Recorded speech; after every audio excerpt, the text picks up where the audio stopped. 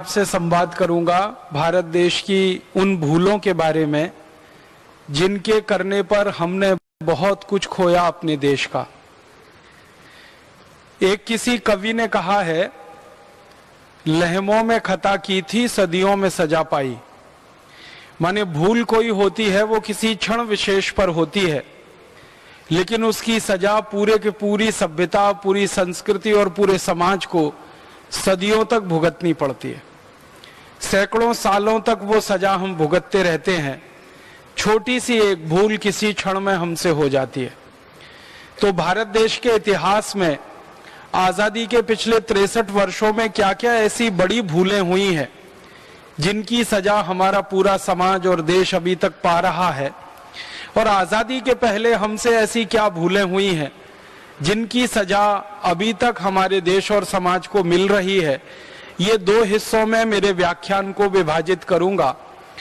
व्याख्यान का प्रथम भाग होगा आजादी के बाद हमसे जो भूलें हुई पिछले 63 वर्षों में, और व्याख्यान का दूसरा और अंतिम हिस्सा होगा आजादी के पूर्व हमसे जो भूलें हुई। मैंने इसमें जो कालखंड लिया है, जो समय लिया है, वो आज से लेकर लगभग पिछले 250 वर्षों तक का है। तटस्थ रूप से, निष्पक्ष रूप से हम सब उन भूलों के बारे में गंभीरता से चिंतन करें, और आने वाले समय में भारत स्वाभिमान के अभियान में जब हम लगें और एक संगठन के रूप में हम काम करें, तो इस बात का हम हमेशा ध्यान रखें कि जो भूलें हमारे पूर्वजों ने कर दी, पुरखों ने कर दी, वो भूलें हमें हमारे संगठन में नहीं दोहरानी है, क्योंकि भूलों को दोहराया नहीं जाता। भूलों को जो दोहराते हैं वो अपना इतिहास नहीं बना सकते, उनका कोई भविष्य नहीं हो सकता, वो वर्तमान में ही दफन हो जाते हैं। दुनिया में सबसे अच्छी सभ्यताएं वो मानी जाती है जो अपनी भूलों का सुधार करती चली जाती है, और दुनिया में वही सभ्यताएं जीवंत मानी जाती है जो अपनी भूलों का सुधार समय के अनुसार करती रहती हैं। तो भारत की सभ्यता के बारे में हम मानते हैं कि ये बहुत पुरानी सभ्यता है, और शायद इस समय दुनिया में सबसे पुरानी जीवित सभ्यता है। भारत के बाद की बहुत सारी सभ्यताएं आई और चली गई, लेकिन भारतीय सभ्यता अभी तक जीवित है पूरी दुनिया में। तो शायद इसलिए कि समय के साथ हमने भूलों का परिष्कार करना सीखा है, तो भविष्य में भी हम इन भूलों का परिष्कार अपने जीवन में और समाज में कर पाएंगे। इस दृष्टि से थोड़ी सी बातें मैं रख पाऊंगा, क्योंकि भूलें तो बहुत हैं, लेकिन जिन भूलों ने हमारा पूरा इतिहास बदल दिया, हमारा भूगोल बदल दिया, हमारी सभ्यता, हमारी संस्कृति को पूरे गहरे तक मथ डाला, जिन भूलों ने हमारी अर्थव्यवस्था को पूरी तरह से चौपट कर दिया, जिन भूलों के कारण देश के टुकड़े हो गए, ऐसी कुछ गंभीर भूलों की तरफ आपका ध्यान आकर्षित करूंगा। आजादी के पिछले 63 वर्षों में सबसे बड़ी और सबसे पहली भूल जो हमसे हुई वो ये कि जब हम 15 अगस्त 1947 को आजाद हुए, तो उससे एक दिन पहले हमने भारत का बंटवारा स्वीकार कर लिया। ये हमारी बहुत बड़ी राजनीतिक भूल थी, जो आज सारी दुनिया के विशेषज्ञों के द्वारा कही जा रही है कि भारत ने अगर अपना बंटवारा स्वीकार नहीं किया होता तो आज का भारत दुनिया में कुछ और होता। लेकिन 14 अगस्त 1947 को हमने भारत से अलग एक पाकिस्तान देश बनना मंजूर करा लिया, या हमने स्वीकार कर लिया कि पाकिस्तान नाम का एक देश इस देश की जमीन पर बन जाएगा। ये हमारी बहुत बड़ी भूल साबित हुई है पिछले 63 वर्षों में। आपके मन में सवाल आया कि ये भूल किससे हुई? हमारे देश के लोगों ने पाकिस्तान को स्वीकार किया, या हमारे देश के नेताओं ने पाकिस्तान बनवा दिया? लोगों की बात अगर मैं करूं आपसे, तो 1937 से भारत में एक राजनीतिक पार्टी बनी। मोहम्मद अली जिन्ना उसके अध्यक्ष हुआ करते थे, और उस राजनीतिक पार्टी ने भारत देश में पाकिस्तान की मांग करना शुरू किया। लेकिन आपको सुनकर यह हैरानी होगी कि मोहम्मद अली जिन्ना अपनी पार्टी की तरफ से जो मांग कर रहे थे कि हमें पाकिस्तान नाम का अलग देश चाहिए, धर्म के आधार पर, संप्रदाय के आधार पर हमें एक अलग देश चाहिए, मुस्लिम संप्रदाय को एक अलग देश चाहिए या मुस्लिम सभ्यता को एक अलग देश चाहिए, इस मांग को भारत के मुसलमानों ने कभी भी समर्थन नहीं दिया। भारत के मुसलमानों की इस बात के लिए तारीफ करनी पड़ेगी कि जिन्ना के द्वारा की गई इस मांग को भारत के मुसलमानों ने कभी भी समर्थन नहीं दिया। भारत के मुसलमानों ने कभी भी पाकिस्तान की मांग को मंजूर नहीं किया। तो आप बोलेंगे फिर जिन्ना कैसे सफल हो गया और जिन्ना की राजनीतिक पार्टी कैसे सफल हो गई पाकिस्तान बनवाने में? भारत के मुसलमानों ने जिन्ना का समर्थन नहीं किया। मैं आपको बहुत विनम्रता पूर्वक एक दो ऐसी घटनाएं सुनाना चाहता हूं कि भारत के मुसलमानों का जिन्ना के प्रति कैसा रवैया था। कई बार जिन्ना मुसलमानों के बीच में व्याख्यान देने जाता था और मुसलमानों को इस बात के लिए उकसाता था कि तुमको अलग पाकिस्तान लेना चाहिए, तुमको अलग देश बनाना चाहिए। सब तरह का विष वो लोगों के मन में भरता था। तो कई सभाओं में जिन्ना का स्वागत जूतों की माला के साथ होता था। लोग गुस्से में आते थे। एक सभा में तो उसको, लाहौर की एक सभा थी जिसके बहुत सारे दस्तावेज उपलब्ध हैं, जिन्ना को जूतों की माला डाल दी लोगों ने गले में और कहा भाग जाओ यहां से, हमें पाकिस्तान नहीं चाहिए, हमें तो इसी भारत में रहना है, हमें अलग देश नहीं चाहिए, क्योंकि अलग देश होकर हमारा अस्तित्व खतरे में पड़ जाएगा।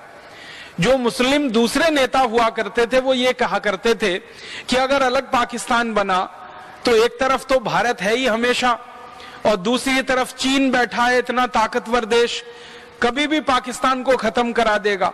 इसलिए जो जिम्मेदार और समझदार मुस्लिम नेता थे इस देश में, जैसे मौलाना अबुल कलाम आजाद थे और इनके बहुत सारे सहयोगी मुस्लिम नेता थे, बदरुद्दीन तैयब जी करके एक बहुत बड़े मुस्लिम नेता थे, फिरोज शाह करके एक बड़े मुस्लिम नेता हुए इस देश में, ऐसे बहुत समझदार मुस्लिम नेता कहा करते थे कि पाकिस्तान अगर बना तो ना सुखी होगा, ना समृद्धशाली होगा, ना संपत्तिशाली होगा, उल्टा हमेशा दो देशों के बीच में फंसा रहेगा और चक्की में घुन की तरह से पिसता रहेगा। एक तरफ चीन बैठा है, दूसरी तरफ भारत तो है ही। इसलिए ज्यादा समझदार मुस्लिम नेता मानते नहीं थे जिन्ना की बात को। फिर आप बोलेंगे फिर जिन्ना ऐसे आगे कैसे बढ़ गया? वास्तविकता ये थी कि जिन्ना की ये जो मांग थी पाकिस्तान बनना चाहिए, इसको अंग्रेजों का भरपूर समर्थन था। और वास्तविकता जो मैं कहना चाहता हूं आपसे, जो ऐतिहासिक दस्तावेज हैं वो ये कहते हैं कि पाकिस्तान जिन्ना को नहीं चाहिए था, पाकिस्तान अंग्रेजों को चाहिए था। अंग्रेजों की ये कुटिल नीति थी, उनकी ये कूटनीति थी या उनकी ये दुर्नीति थी कि वो भारत को तोड़कर यहां से छोड़कर जाएं।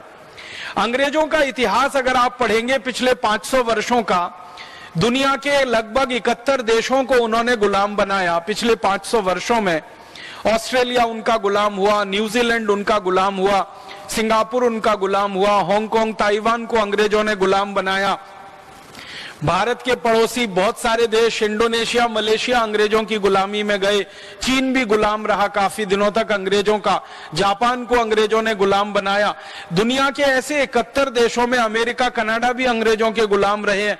ऐसे 71 देशों में जहां जहां अंग्रेजों ने अपना साम्राज्य स्थापित किया था, उन सभी देशों को छोड़ने से पहले अंग्रेजों ने उनका बंटवारा किया था।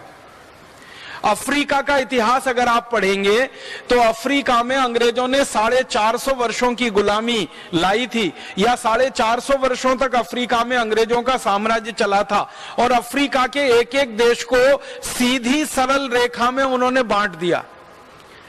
अगर आप थोड़ा सा विश्व के मानचित्र का अध्ययन करेंगे तो अफ्रीका का नक्शा अगर आप देखेंगे तो अफ्रीका के जो देश हैं, जैसे नाइजीरिया है, जैसे सोमालिया है, जैसे इथियोपिया है, जैसे जिम्बाब्वे है, ऐसे अफ्रीका के छोटे बड़े देशों को आप देखेंगे नक्शे में तो सभी देशों की सीमा रेखाएं एक सरल रेखा है, स्ट्रेट लाइन है। कोई देश चौकोर है, कोई तिकोना है, कोई पंचकोणीय है, कोई षटकोणीय है। इस तरह से देशों को काटा है। मैं आपको जो कहना चाहता हूं वो ये कि देश की सीमाएं कभी भी सीधी सरल रेखा नहीं होती। देश की सीमाएं टेढ़ी मेढ़ी रेखा होती हैं। भारत की सीमा को देखो, अंग्रेज तो भारत को खंड खंड तोड़ना चाहते थे। वो तो भारत देश के ऊपर भगवान की कृपा हुई कि सरदार वल्लभ भाई पटेल जैसा लौह पुरुष हमको भेज दिया उसी समय में, और उनकी दूरदृष्टि थी, उन्होंने अंग्रेजों की चाल को कामयाब नहीं होने दिया। वरना अंग्रेज तो भारत के 565 टुकड़े करना चाहते थे, और भारत को वो ऐसे ही बांटने की योजना लेके आए थे जैसे अफ्रीका को उन्होंने बांटा। तो अफ्रीका के देशों के बारे में आप ध्यान से देखेंगे, सभी देशों की सीमाएं स्ट्रेट लाइन में है, सीधी सरल रेखा है। ऐसे बांटा है अंग्रेजों ने मनमानी से, मनमर्जी से। तो अंग्रेजों की योजना थी, जैसे अफ्रीका में उन्होंने किया कि देश को छोड़ा तो बंटवारा कराया उस देश का, खंड खंड तोड़ा उस पूरे अफ्रीका के लोगों को, वैसे ही उनकी योजना भारत के लिए थी कि भारत को वो छोड़ेंगे तो एक देश नहीं रहने देंगे, उसको खंड खंड तोड़ेंगे। तो उन्होंने क्या किया, भारत में 565 रियासतें हुआ करती थी, उनके राजा हुआ करते थे, उनको भड़काना शुरू किया, उकसाना शुरू किया, और हर एक राजा को अंग्रेज ये कहा करते थे प्रत्यक्ष और परोक्ष रूप से कि आप चाहो तो भारत से अलग हो सकते हो। और ज्यादातर राजा ये कहा करते थे नहीं, हमको तो भारत में विलय होना है, भारत में मिलना है। तो फिर अंग्रेज उनको और चिढ़ाने के लिए कहते थे कि फिर आपकी मर्जी, भविष्य में आपका क्या होगा हम नहीं जानते। तो इस तरह से राजाओं को भड़का के, राजकुमारों को भड़काकर उनकी योजना थी कि वो भारत को 565 टुकड़ों में तोड़ें। लेकिन उनकी ये योजना कामयाब नहीं हो पाई, क्योंकि उनकी योजना को नाकामयाब करने के लिए सरदार वल्लभ भाई पटेल ने रात दिन एक कर दिया था और जी जान लगा दिया था। इसलिए भारत की अधिकांश रियासतें, 3 को छोड़कर, एक रियासत थी जम्मू कश्मीर, एक रियासत थी उसका नाम था जूनागढ़ जो गुजरात में है, समुद्र के किनारे है, और एक रियासत थी हैदराबाद। ये 3 रियासतों को छोड़कर 562 रियासतों ने अंग्रेजों की किसी बात को नहीं माना था, और उन्होंने संकल्प लिया था कि भारत की आजादी के साथ हम भारत में ही रहेंगे, भारत में ही विलय होंगे, हमारा भारत से अलग कोई अस्तित्व नहीं है। तो अंग्रेजों की चाल कामयाब नहीं हुई, 562 रियासतों ने भारत में मिलने का फैसला किया था और वो विलय हो गए। 3 रियासतें अंग्रेजों की चाल में फंसी थी, जम्मू कश्मीर फंसा, हैदराबाद फंसा और जूनागढ़ फंसा। इन 3 रियासतों को अंग्रेजों ने भड़का रखा था कि आप भारत में मिलोगे तो कोई फायदा नहीं है, आप भारत से अलग हो जाओ, एक नया राष्ट्र बनाओ। तो जम्मू कश्मीर में यह मांग शुरू हुई थी कि हम भारत से अलग एक नया राष्ट्र बनाएंगे। इसी तरह जूनागढ़ का जो राजा था वो मुसलमान था, उसने ये कहना शुरू किया था कि हम तो पाकिस्तान में जाके मिलेंगे। और हैदराबाद का जो निजाम था वो भी ऐसी बातें करता था, वो कहता था या तो मैं स्वतंत्र हूं नहीं तो मैं पाकिस्तान में जाऊं, भारत में तो नहीं मिलूंगा।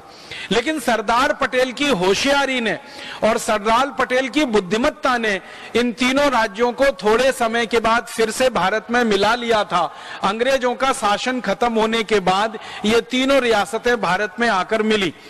ये एक कहानी है जो अंग्रेजों की समझ, माने हमारी समझ अंग्रेजों के बारे में बनाने के लिए, जानने के लिए आवश्यकता है। दूसरी एक कहानी कि जब अंग्रेजों को यह समझ में आने लगा कि ज्यादातर भारत की रियासतें अलग नहीं हो रही हैं, वो सब भारत में ही मिलने को तैयार हैं, तब उन्होंने जिन्ना को अपनी मोहरा बनाकर, अपनी गुट्टी बनाकर खेलना शुरू किया।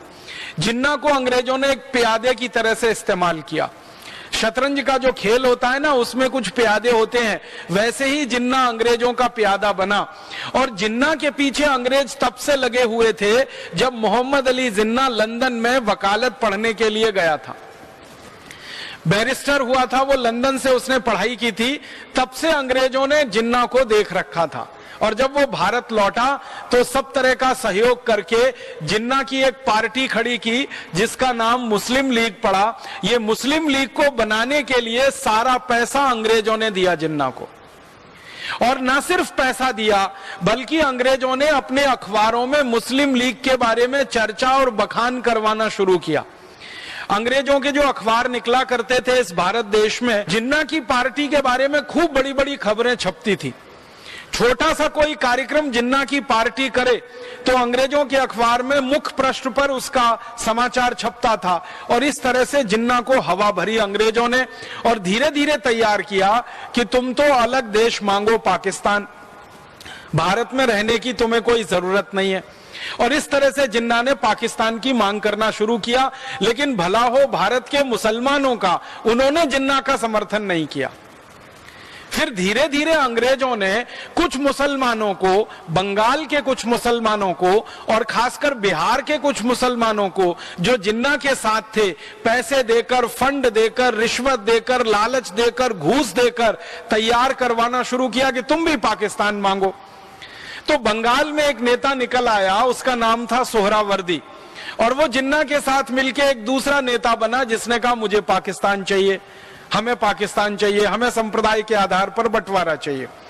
तो इस तरह से पाकिस्तान की मांग 1937 के बाद इस देश में खड़ी की गई। अंग्रेजों की पूरी ताकत उसमें लगी, पैसा लगा, उनकी शक्ति लगी, उनकी अकल लगी, उनकी बुद्धि लगी, और इस तरह से ये बात बढ़ती चली गई। बाद में क्या हुआ, 1942 में अंग्रेजों ने दूसरे विश्व युद्ध में, जब उनकी बहुत बुरी हालत हो गई, दूसरा विश्व युद्ध 1939 से शुरू हो गया था और जर्मनी ने अंग्रेजों की कमर तोड़ दी थी। उस समय जर्मनी का जो हिटलर था उसने अंग्रेजों को इतना मारा था, इतना पीटा था कि हाल खराब हो गया था इनका। बम गिराए थे इतने पूरे इंग्लैंड पर कि लाखों लोग मर गए थे, और यूरोप के और देश जो अंग्रेजों को मदद कर रहे थे वो भी पिट गए थे। तो अंग्रेजों की 1942 तक हालत बहुत खराब हो गई। तो अंग्रेजों ने परोक्ष रूप से ये कहना शुरू कर दिया कि शायद अब भारत में वो ज्यादा दिन नहीं रह पाएंगे या भारत में ज्यादा शासन नहीं कर पाएंगे। और 1945 में जब दूसरा विश्व युद्ध खत्म हो गया और अंग्रेजों की अर्थव्यवस्था पूरी तरह से ध्वस्त हो गई, तब तो अंग्रेजों ने खुलकर कहना शुरू कर दिया कि अब भारत छोड़कर वो चले जाएंगे। और 1946 में बाकायदा उसकी घोषणा हो गई और 47 में 15 अगस्त को वो चले गए। लेकिन जब 42 से अंग्रेजों का ये मन बन गया कि उनको भारत से चले जाना है, छोड़ देना है, तो उन्होंने भारत के नेताओं से बिना बताए हुए ट्रांसफर ऑफ पावर की बात करना शुरू किया। और उन नेताओं में बहुत महत्वपूर्ण उनके लिए जिन्ना था, और जिन्ना को फिर से उन्होंने यही बात समझाना कि अलग पाकिस्तान ले लो, अलग देश ले लो, तुम प्रधानमंत्री हो जाओगे, तुम ऐसे हो जाओगे, और ये सब चलना हो गया और आगे ये बढ़ता चला गया। अंत में ये हुआ, महात्मा गांधी एक बड़े नेता थे उस समय आजादी के आंदोलन के, उन्होंने एक संकल्प ले रखा था, वो ये कि भारत का बंटवारा होगा नहीं किसी भी कीमत पर। और महात्मा गांधी ने पूरे देश में ये ऐलान कर दिया था कि भारत बटेगा नहीं, भारत एक रहेगा, अखंड रहेगा। अगर भारत का बंटवारा कोई करना चाहता है तो उसको दिन में सपने देखना बंद कर देना चाहिए, मैं होने नहीं दूंगा। और एक दिन तो इतनी कठोर बात कही उन्होंने कि भारत का बंटवारा बाद में होगा, पहले मैं मरूंगा और मेरी लाश पे भारत का बंटवारा होगा। तो गांधी जी ने यह ऐलान कर रखा था। और आपको शायद मालूम है ये बात कि भारत के करोड़ों नागरिक गांधी जी के साथ थे। तो करोड़ों लोग भी गांधी जी के संकल्प के साथ थे, हिंदू हो, मुसलमान हो, सब लोग गांधी जी के साथ कहते थे कि हमें भी भारत का बंटवारा नहीं कराना है। तो माउंटबेटन नाम का एक आदमी भेजा गया इंग्लैंड से, और उसको इसलिए भेजा गया कि वो जाकर भारत का बंटवारा कराने में मदद करे।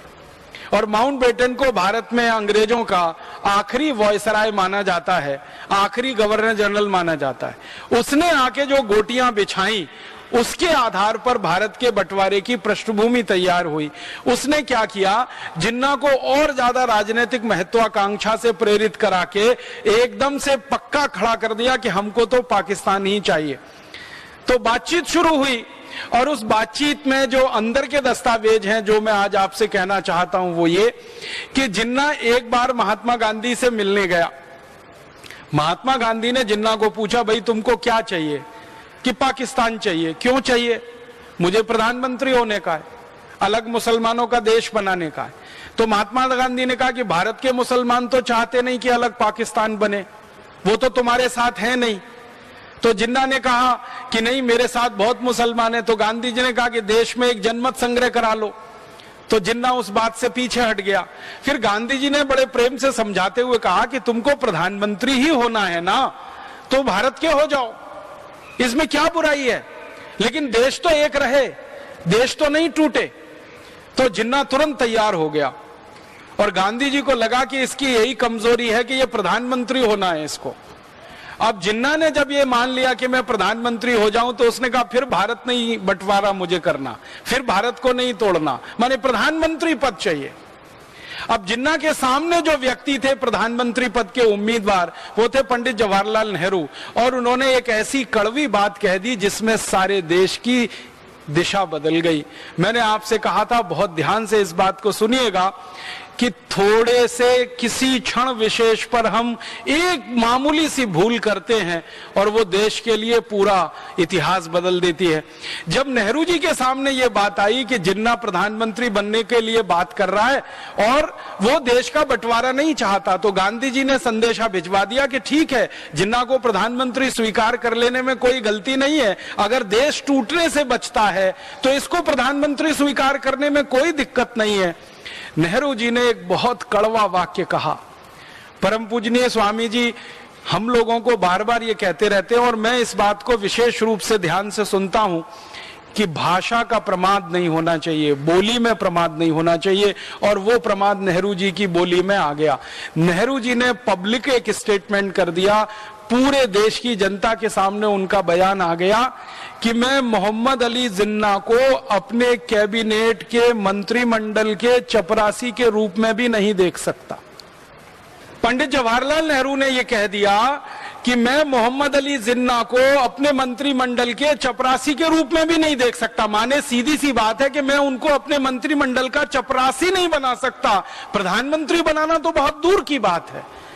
और ये बात जिन्ना के दिल में तीर की तरह से चुभ गई और जिन्ना ने फिर कहा कि अब तो मैं पाकिस्तान बना के ही रहूंगा, चाहे जो हो जाए। और यही अंग्रेज चाहते थे। अंग्रेजों ने फिर उस मौके को लपक लिया और जिन्ना को थोड़ी और हवा दी और थोड़ा भड़का दिया और फिर उसने मारकाट शुरू करा दी। एक डायरेक्ट एक्शन प्लान शुरू हुआ था बंगाल में, और जिन्ना के मुस्लिम लीग पार्टी के जो सदस्य हुआ करते थे उन्होंने तलवारें निकालकर हिंदुओं का कत्लेआम शुरू कर दिया था बंगाल में। और इस बयान के बाद सारी स्थिति और परिस्थिति बदल गई। महात्मा गांधी बहुत कोशिश करते रहे कि किसी तरह से बात बन जाए, लेकिन वो बात नहीं बनी और जिन्ना उसके बाद फिर माना नहीं और गांधी जी को मिलने भी नहीं आया। फिर उसने कहा कि पंडित जवाहरलाल नेहरू कहते हैं कि मैं उनके मंत्रिमंडल का चपरासी बनने लायक नहीं हूं, तब तो सवाल ही नहीं उठता, अब तो मैं नया देश बना के ही रखूंगा और उसका प्रधानमंत्री बन के दिखाऊंगा। अच्छा, जिन्ना का जो एक डॉक्टर था जो उसका इलाज करता था, उस डॉक्टर ने कोई सूचनाएं लोगों को भिजवाई थी और कांग्रेस के कई बड़े नेताओं को यह जानकारी दी थी कि ये जिन्ना ज्यादा दिन का मेहमान नहीं है, इसको बोन टीबी हो गई है, ये 2-4-6 महीने जिंदा रहेगा, उसके बाद मर जाएगा, इसको प्रधानमंत्री अगर बनाना है तो बन लेने दो, देश तो एक रहेगा, बंटवारा नहीं होगा। लेकिन किसी ने उस डॉक्टर की बात पे ध्यान नहीं दिया और अंत में फिर वो हुआ। अंग्रेज तो तैयार बैठे थे, तो अंग्रेजों ने अपनी संसद में एक कानून पास कर दिया जिसका नाम था इंडियन इंडिपेंडेंस एक्ट। और इस कानून की परिभाषा में यह तय किया गया कि इस कानून के पास होते ही भारत के 2 हिस्से हो जाएंगे, एक भारत रहेगा, दूसरा पाकिस्तान हो जाएगा। पाकिस्तान कहां कहां हो जाएगा उसकी सीमा तय कर दी अंग्रेजों ने, और भारत कहां कहां रहेगा उसकी सीमा तय कर दी अंग्रेजों ने, और इस तरह से यह बंटवारा हो गया। और आपको इतिहास की एक सच्चाई बताना चाहता हूं जो दर्द देती है दिल में, वो ये कि पाकिस्तान मिलने के थोड़े महीने के बाद ही जिन्ना मर गया, सच में मर गया, और वो टीबी से मर गया, उसको बोन टीबी थी। तो बार बार उसके डॉक्टर की बात याद आती है कि उसका डॉक्टर ये कहा करता था कि ये 5-6 महीने का मेहमान है, इसको बन लेने दो प्रधानमंत्री, बाकी तो फिर पूरा देश हमारा ही है। लेकिन किसी ने उस डॉक्टर की बात को गंभीरता से नहीं लिया। अगर ले लिया होता तो भारत की ये ऐतिहासिक गलती हमसे नहीं हुई होती और पाकिस्तान नाम का देश अलग नहीं हुआ होता और ये भारत एक अखंड देश रहता। अब उसके बाद क्या हुआ कि जिन्ना तो मर गया, और मरने के बाद फिर पाकिस्तान का जो हाल हुआ वो आपकी आंखों के सामने है, उसमें मैं विस्तार में नहीं जाना चाहता क्योंकि पाकिस्तान के आंतरिक मामले में मैं दखल नहीं देना चाहता। लेकिन जितना मामला भारत से जुड़ा हुआ है वो ये है। अब इस मामले का अंतिम जो वो निकला सच बन के सामने कि बंटवारा हुआ भारत पाकिस्तान, तो मुसलमानों को पाकिस्तान जाना है और हिंदुओं को पाकिस्तान से भारत आना है। बहुत सारे मुसलमानों ने पाकिस्तान जाने से मना कर दिया और बहुत सारे हिंदुओं ने पाकिस्तान से भारत में आने को मना कर दिया। तो फिर मारकाट शुरू हुई और सारी दुनिया का इतिहास इस बात का गवाह है कि एक देश के दो टुकड़े हुए तो इतने लाख लोगों की मारकाट कभी किसी देश में नहीं हुई जो भारत में हुई। भारत और पाकिस्तान के बनने पर लाखों लोगों का कत्लेआम हुआ है, उसके सही सही आंकड़े नहीं मिलते। पाकिस्तान के आने वाले और भारत से पाकिस्तान जाने वाले लाखों लोगों का कत्लेआम हुआ, लाखों मां बहन बेटियों की इज्जत लूटी गई, लाखों छोटे छोटे बच्चों का कत्लेआम किया गया। उस जमाने के दस्तावेज को पढ़ते हैं तो आंखों में आंसू आते हैं। भर भर के गाड़ियों में, ट्रेनों में, बसों में, बैलगाड़ी में, घोड़ा गाड़ी में, खच्चर में लोग ढेर के ढेर इधर से उधर, उधर से इधर जाते थे। किसी को अपना घर छोड़ना पड़े, संपत्ति छोड़नी पड़े, अपनी सभ्यता, अपनी संस्कृति छोड़नी पड़े और उजड़कर दूसरी जगह जाकर रहना पड़े, इसका दर्द वही बता सकता है जिसका उजाड़ हुआ है घर। और भारत में ऐसे लाखों परिवार हैं, शायद मैं कहूं तो अब कुछ करोड़ परिवार ऐसे होंगे जो उजड़कर पाकिस्तान से भारत में आए और सब कुछ उन्होंने वहां छोड़ा था, कुछ नहीं ला पाए और यहां लाकर शून्य से उन्होंने अपना जीवन शुरू किया और आज भगवान की कृपा से वो शिखर तक भी पहुंचे। प्रणाम है उनकी मेहनत को, वंदन है उनकी मेहनत को कि पाकिस्तान से उजड़कर आए, कुछ हाथ में नहीं था, अकेले आए। किसी की पत्नी छूट गई वहां पर, किसी का पिता छूट गया, किसी की बेटी छूट गई, किसी की बहन छूट गई, किसी की मां छूट गई, किसी का कुछ छूटा, किसी का कुछ छूटा और किसी तरह से मारते पीटते भागते भूगते यहां आकर उन्होंने कहीं कहीं आशियाने बनाए और आशियाने बनाकर भारत देश को और अपनी इस मातृभूमि को उन्होंने मान लिया कि अब यही हमारी मातृभूमि है, यही कर्म भूमि है और उसकी सेवा में लग गए। और भगवान ने भी उनको उनकी मेहनत का फल दिया कि आज वो काफी अच्छे व्यवस्थित हैं। लेकिन ये बंटवारे का दर्द उनके दिल में जो टीस मारता रहता है, ये शायद कब जाएगा मालूम नहीं है। ये हमारी एक बहुत बड़ी ऐतिहासिक भूल थी।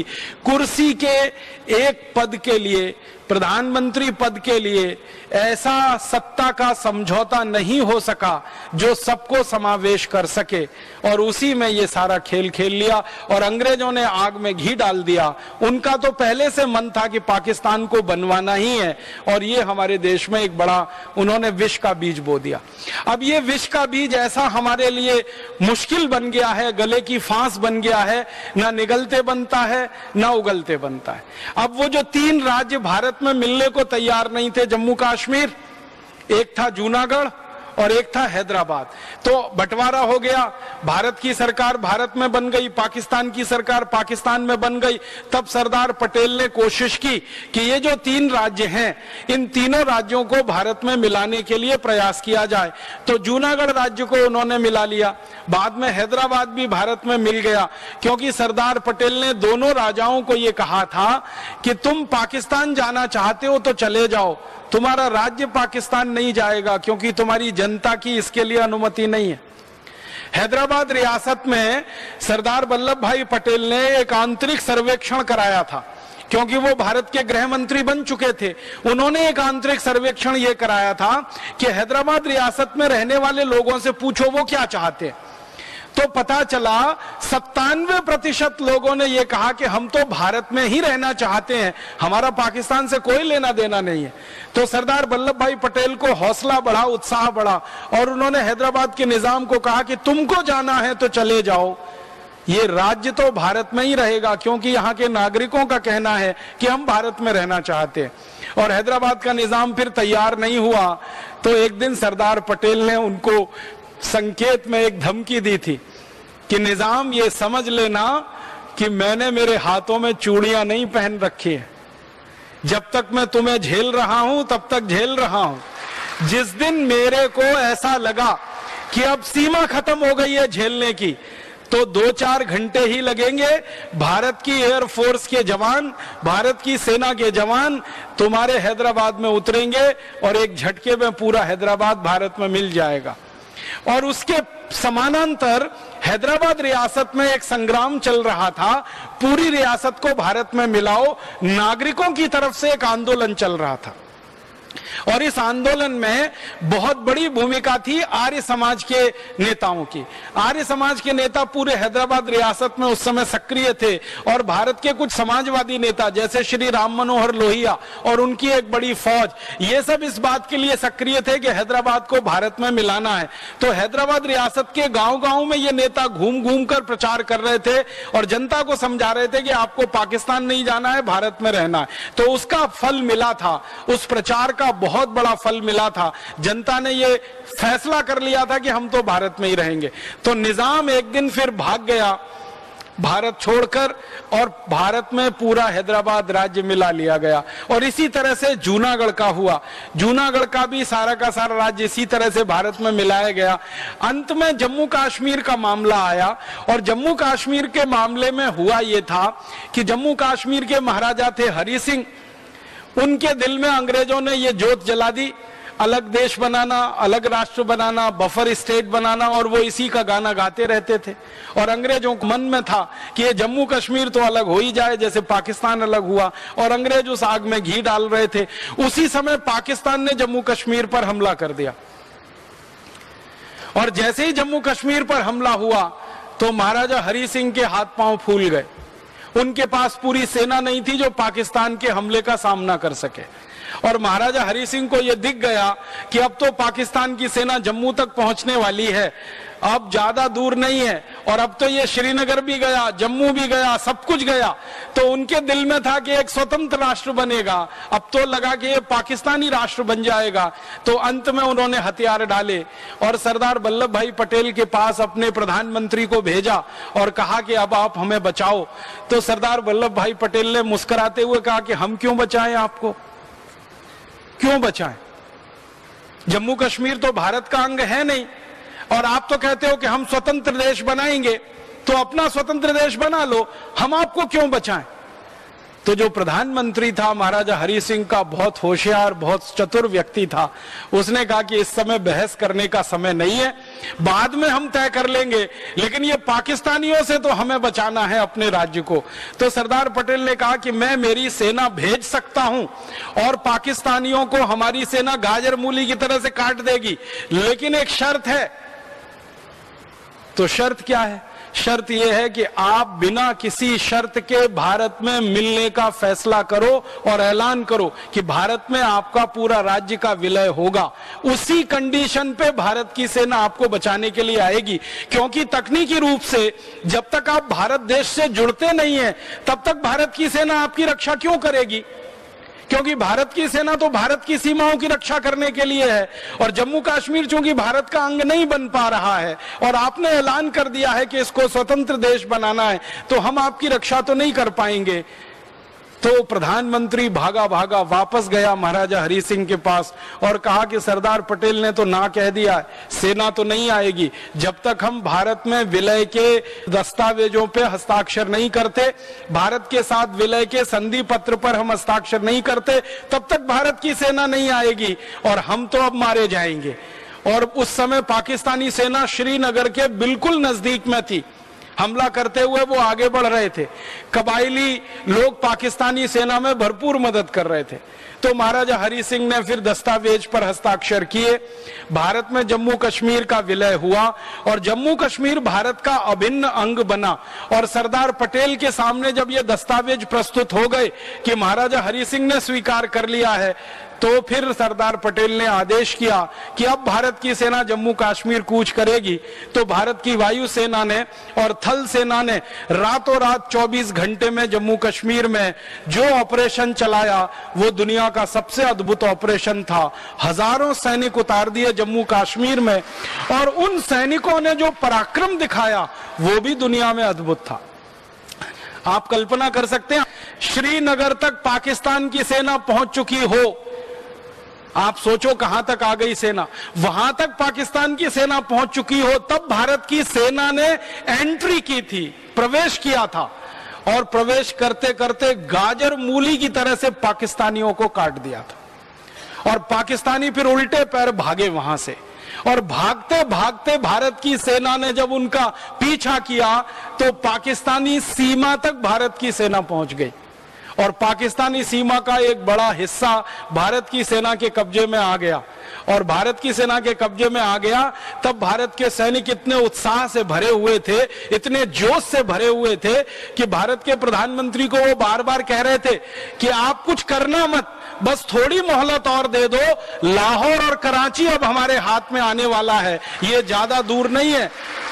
लेकिन उसी समय फिर हमसे एक भूल हो गई और उस भूल की चर्चा मुझे करनी है। वो भूल क्या हो गई? भारत के प्रधानमंत्री ने भारत के गृह मंत्री को बिना पूछे अपनी तरफ से युद्ध विराम की घोषणा कर दी। युद्ध विराम का नियम है कि जब युद्ध विराम की घोषणा की जाती है तो कैबिनेट की मीटिंग बुलानी पड़ती है और उस मीटिंग में बात रखनी पड़ती है और पूरी कैबिनेट उस पर सही माने और मंत्रिमंडल का सबका हां हो जाए, तब प्रधानमंत्री उसकी घोषणा कर सकता है। लेकिन प्रधानमंत्री महोदय ने ना तो कैबिनेट की मीटिंग बुलाई, ना उनकी सहमति ली, उन्होंने अपने मन से घोषणा कर दी। और वो घोषणा भी उन्होंने ऐसे नहीं कि लोगों के सामने, रेडियो पे जाके कर दी। दिल्ली का ऑल इंडिया रेडियो स्टेशन है, वहां गए और जाकर घोषणा कर दी और अपनी तरफ से दुनिया भर को यह कह दिया कि हम संयुक्त राष्ट्र संघ की मध्यस्थता में इस जम्मू कश्मीर के मामले को हल करेंगे। माने संयुक्त राष्ट्र महासंघ आए और हमारे और पाकिस्तान के बीच में चौधरी बनकर बैठे और इसका फैसला वो ये करे कि जम्मू कश्मीर भारत में रहेगा कि पाकिस्तान में रहेगा।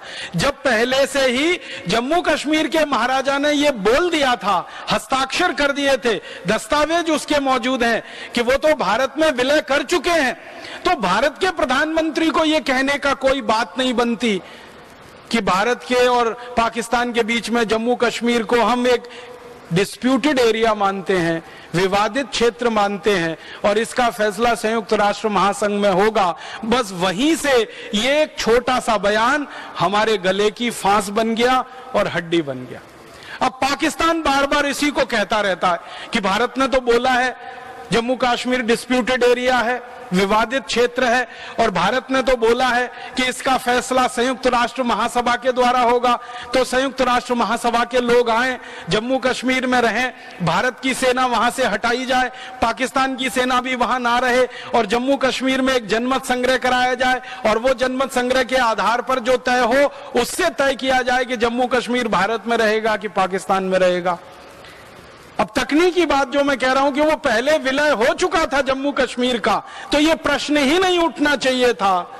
लेकिन वो एक बड़ी भूल हो गई और उसी भूल ने जम्मू कश्मीर को विवादित क्षेत्र अंतरराष्ट्रीय दुनिया में बना रखा है। भले हमारे लिए जम्मू कश्मीर भारत का अंग है, लेकिन संयुक्त राष्ट्र महासभा के लिए जम्मू कश्मीर एक विवादित क्षेत्र है और विवादित क्षेत्र में चौधरियों को घुसने का, दखल करने का अधिकार है। तो जम्मू कश्मीर के मामले में संयुक्त राष्ट्र को भी दखल करने का अधिकार है और वहीं से ये सारा मामला खिचड़ी बन गया, खटाई में पड़ गया। अच्छा खासा पूरा जम्मू कश्मीर वहां के महाराजा ने दस्तावेजों पर हस्ताक्षर करके भारत के साथ विलय कराया, लेकिन प्रधानमंत्री महोदय के एक छोटे से बयान ने सारे मामले को बिगाड़ दिया। अब ये मामला संयुक्त राष्ट्र महासंघ में है। संयुक्त राष्ट्र महासंघ में आप जानते हैं अमेरिका दादा है, जो अमेरिका चाहता है वहां वही होता है, जो अमेरिका चाहता है वहां के लोग वही करते हैं और अमेरिका कभी नहीं चाहता कि ये जम्मू कश्मीर का मामला सुलझ जाए, क्योंकि वो ये मानता है अमेरिका कि भविष्य में जम्मू कश्मीर कभी अमेरिका की मदद करने के लिए आएगा। इसलिए इसको विवादित ही रहने दो, क्योंकि विवादित क्षेत्र में घुसने के लिए रास्ता खुल जाता है। अमेरिका को क्या इंटरेस्ट है जम्मू कश्मीर में? अमेरिका की ये रणनीति है कि भविष्य में कभी भी चीन के साथ युद्ध लड़ना पड़ा तो जम्मू कश्मीर अमेरिका के सैनिकों के लिए शरण स्थली बन सकता है। भविष्य में चीन के खिलाफ अमेरिका को हवाई हमला करना पड़ा तो अमेरिका से हवाई जहाज आकर चीन पर हमला तो नहीं कर सकते, क्योंकि इतना पेट्रोल उनमें नहीं चल पाएगा कि अमेरिका से उड़ान भरें और चीन पे आकर हमला करें। अमेरिका के हवाई जहाजों को उड़कर पहले उतरना पड़ेगा भारत के किसी इलाके में, जो चीन के नजदीक है, फिर दोबारा उसमें ईंधन भरा जाएगा, तब जाकर वो हमला कर पाएंगे। तो अमेरिका को दिखाई देता है जम्मू कश्मीर बहुत सुरक्षित है, चीन की सीमा वहां से लगती है, तो भविष्य में कभी चीन से युद्ध लड़ना पड़ा अमेरिका को, तो जम्मू कश्मीर अमेरिका के लिए एयर बेस का काम करेगा। और ये एयर बेस तभी तक काम करेगा जब तक जम्मू कश्मीर विवादित है, इसलिए अमेरिका इस मामले को हल होने ही देना नहीं चाहता। संयुक्त राष्ट्र महासभा में जब जब ये विषय आया, जब जब ये बहस हुई, अमेरिका ने वीटो लगाकर इसको फंसाया और इसको हल नहीं होने दिया, और आज तक ये हल नहीं हो पा रहा है। और ये हल नहीं हो पा रहा है तो उसका अंतिम दुष्परिणाम क्या हो रहा है कि जम्मू कश्मीर पर पाकिस्तान अपना हक जमाता है और जम्मू कश्मीर की जनता कहती है कि हम भारत में रहेंगे। आप बोलेंगे जम्मू कश्मीर की जनता क्यों कहती है भारत में रहेंगे? इतनी बार जम्मू कश्मीर में चुनाव हो चुके हैं और इतनी बार भारत की पार्टियों को लोगों ने वोट दे दिया है और इतनी बार वहां भारत के नेताओं की सरकारें बन चुकी हैं। इससे बड़ा प्रमाण और सबूत क्या चाहिए कि जम्मू कश्मीर की जनता भारत में ही रहना चाहती है? लेकिन जम्मू कश्मीर के कुछ नेता जो अमेरिका से पैसा पाते हैं, जिनको पाकिस्तान से धन आता है, वो अलग राग अलापते रहते हैं और उन्होंने कुछ संगठन बना रखे हैं और उन संगठनों की मदद से गाहे बगाहे वो एक शिगुफा छोड़ते रहते हैं और उनका एक ही शिगुफा है, प्लेबिसाइट होना चाहिए, जनमत संग्रह होना चाहिए। अब मैं मानता हूं कि वोट की राजनीति से बड़ा जनमत संग्रह और कौन सा होता है। और आपने देखा है कि एक चुनी हुई सरकार वहां पर है, उसके पहले भी वोट हुए हैं और उसके पहले भी चुनी हुई सरकार बन चुकी है। तो सारी दुनिया को यह नहीं दिखाई देता कि वहां चुनी हुई सरकारें बन रही हैं और वोट की ताकत पर बन रही हैं। उनको तो वो जनमत संग्रह वाली बात, प्लेबिसाइट वाली बात दिखाई देती है, जो गलती से पंडित जवाहरलाल नेहरू के मुंह से निकल गई और हमारे लिए फास्ट बन गई, गले की हड्डी बन गई। अब इसी को आधार लेके आतंकवाद चल गया है, इसी को आधार लेकर आतंकवादी गतिविधि चल रही है और उन आतंकवादी गतिविधियों से एक इलाका है जो पूरी तरह से प्रभावित है और वो इतनी बुरी तरह से प्रभावित है कि वहां रहने वाले मूल निवासियों को अपने घर छोड़कर, द्वार छोड़कर, संपत्ति छोड़कर भागकर कहीं दूसरी जगह शरणार्थी के रूप में रहना पड़ रहा है। ये भारत में ही हो रहा है, दुनिया के शायद किसी दूसरे देश में इसका उदाहरण नहीं मिलेगा। अपने ही देश के मालिक, अपने ही देश के राजा, अपनी ही संपत्ति और सभ्यता के मालिक अपनी सब संपत्ति, सभ्यता, संस्कृति को छोड़कर कहीं शरणार्थी की तरह से जीवन बिता रहे हैं। मैं तो जम्मू में गया हूं, दिल्ली में गया हूं, मैंने वो इलाका देखा है जहां जम्मू कश्मीर से निष्कासित पंडित, जम्मू कश्मीर के पंडित बहुत दर्द भरी जिंदगी बिता रहे हैं। उनकी पीढ़ियां गुमनामी में खो रही हैं, उनकी सभ्यता, उनकी संस्कृति गुमनामी में खो रही है। ये सबसे बड़ा दर्द हमारे देश को मिला आजादी के पिछले 63 वर्षों में। छोटी छोटी कुछ भूलों ने इतना बड़ा हमको सजा दे दिया है। इसलिए आपको क्या करना है, आपको क्या सीखना है? मेरा आपसे विनम्र निवेदन है, जो इस पूरी दुर्घटना से हमें सीखना है वो ये कि कभी भी हम प्रमाद ना करें और ऐसी भाषा और ऐसी बोली का इस्तेमाल कभी ना कर दे कि भविष्य में हमारा एक छोटा सा वाक्य भारत स्वाभिमान के पूरे काम के लिए मुश्किल बन जाए। इस पूरी दुर्घटना से जो सीख लेने की जरूरत है। और दूसरा, उन्माद में आकर, आवेश में आकर, जोश में आकर, होश को खोकर कुछ ऐसा न कर बैठे जो भविष्य के भारत के लिए खतरा बन जाए। इस भूल से हमें यही जानना और सीखना है। एक और भूल के बारे में आपसे चर्चा करना चाहता हूं जो थोड़े दिन बाद हुई। पाकिस्तान को हमने हरा दिया, जम्मू कश्मीर को आजाद करा लिया, भारत का अंग भी बन गया। उसके बाद फिर पाकिस्तान ने दुस्साहस किया और आप जानते हैं 1965 में हमला किया। 1965 के पाकिस्तानी हमले के पहले 1962 में चीन का भी हमला हुआ और चीन के हमले में हमसे एक बड़ी भारी भूल हुई। भारत देश में चीन के राष्ट्रपति आए थे चाउ एन लाई और उनकी भारत के प्रधानमंत्री से वार्ता हुई थी और वो भारत में आकर ये बात करके गए थे कि भारत और चीन तो भाई भाई हैं, कभी भविष्य में इनके दुश्मन होने की कोई संभावना नहीं है। अब चीन के राष्ट्रपति की इस बात को भारत के प्रधानमंत्री ने ब्रह्म वाक्य मान लिया और भारत के प्रधानमंत्री ने उससे ज्यादा जोर से कहना शुरू कर दिया, हिंदी चीनी भाई भाई, हिंदी चीनी भाई भाई। अब चीन एक आंख लगा के बैठा था भारत पर, और वो भारत के ऊपर हमला करने की तैयारी कर रहा था, और यहां आकर उनका राष्ट्रपति कह रहा था कि भारत और हम एक दूसरे के भाई भाई हैं। चीन अपने देश में तैयारी कर रहा था भारत पर हमला करने की, क्योंकि चीन को भारत का कुछ इलाका चाहिए, और वो इलाके का नाम क्या है आप सभी जानते हैं। हमारा जो लद्दाख है, लद्दाख के साथ लगा हुआ एक बहुत बड़ा क्षेत्र है जिसको अक्साई चिन कहा जाता है। ये अक्साई चिन हजारों साल से लद्दाख का अंग रहा, हजारों साल से। जितने पुराने से पुराने दस्तावेजों को खोलकर देखो तो पता चलता है कि अक्साई चिन का जो क्षेत्र है वो लद्दाख का अभिन्न अंग है, और चीन की नजर उस अक्साई चिन पर लगी हुई थी। भारत की आजादी के पहले चीन की सरकार ने अंग्रेजों की सरकार के साथ कुछ सांठगांठ भी की थी और संधि भी की थी। एक बार अंग्रेजों की सरकार ने अक्साई चिन का एरिया चीन को दे देने की घोषणा की थी। बाद में अंग्रेजों का और चीनी लोगों का आपस में कुछ विवाद हो गया, झगड़ा हो गया, तो अंग्रेज अपनी बात से पलट गए थे। तो ये जो अक्साई चिन है वो लद्दाख का क्षेत्र रहा हजारों वर्षों से। चीन को वो चाहिए था। अंग्रेजों से एक बार उन्होंने लेने की कोशिश की थी 1912 के आसपास, और अंग्रेजों ने घोषणा भी कर दी थी कि चीन के साथ अगर हम कोई संधि करें तो बदले में अक्साई चिन चीन को दिया जा सकता है। बस एक ही शर्त है कि चीन तिब्बत को एक स्वतंत्र देश की मान्यता दे। चीन ने वो नहीं किया, तिब्बत को स्वतंत्र देश की मान्यता नहीं दी, तो अंग्रेज पीछे हट गए और उन्होंने कहा अक्साई चिन भी हम चीन को नहीं दे सकते। वहां से ये विवाद शुरू हुआ। आजादी जैसे ही मिली तो चीन की नजर थी कि अक्साई चिन भारत से लेना है, इसलिए चीन ने 1962 में भारत पर हमला कर दिया। और उस हमले के पहले की परिस्थिति अपने देश में ये थी कि भारत के प्रधानमंत्री हर जगह भाषण करते थे और बोलते थे हिंदी चीनी भाई भाई, हिंदी और चीन में तो कभी झगड़ा होगा नहीं, युद्ध होगा नहीं, तो इसलिए हथियार बनाने की जरूरत नहीं, सेना को रखने की जरूरत नहीं, सेना की ताकत बढ़ाने की कोई जरूरत नहीं। तो भारत में हथियार बनाने वाली जो फैक्ट्रियां थी उनको बंद कराने का आदेश आया। क्यों? क्योंकि सेना के ऊपर ज्यादा खर्च करने की जरूरत नहीं है। क्यों? क्योंकि सेना को ताकतवर बनाने की जरूरत नहीं है। क्यों? क्योंकि कोई हमारा दुश्मन ही नहीं है।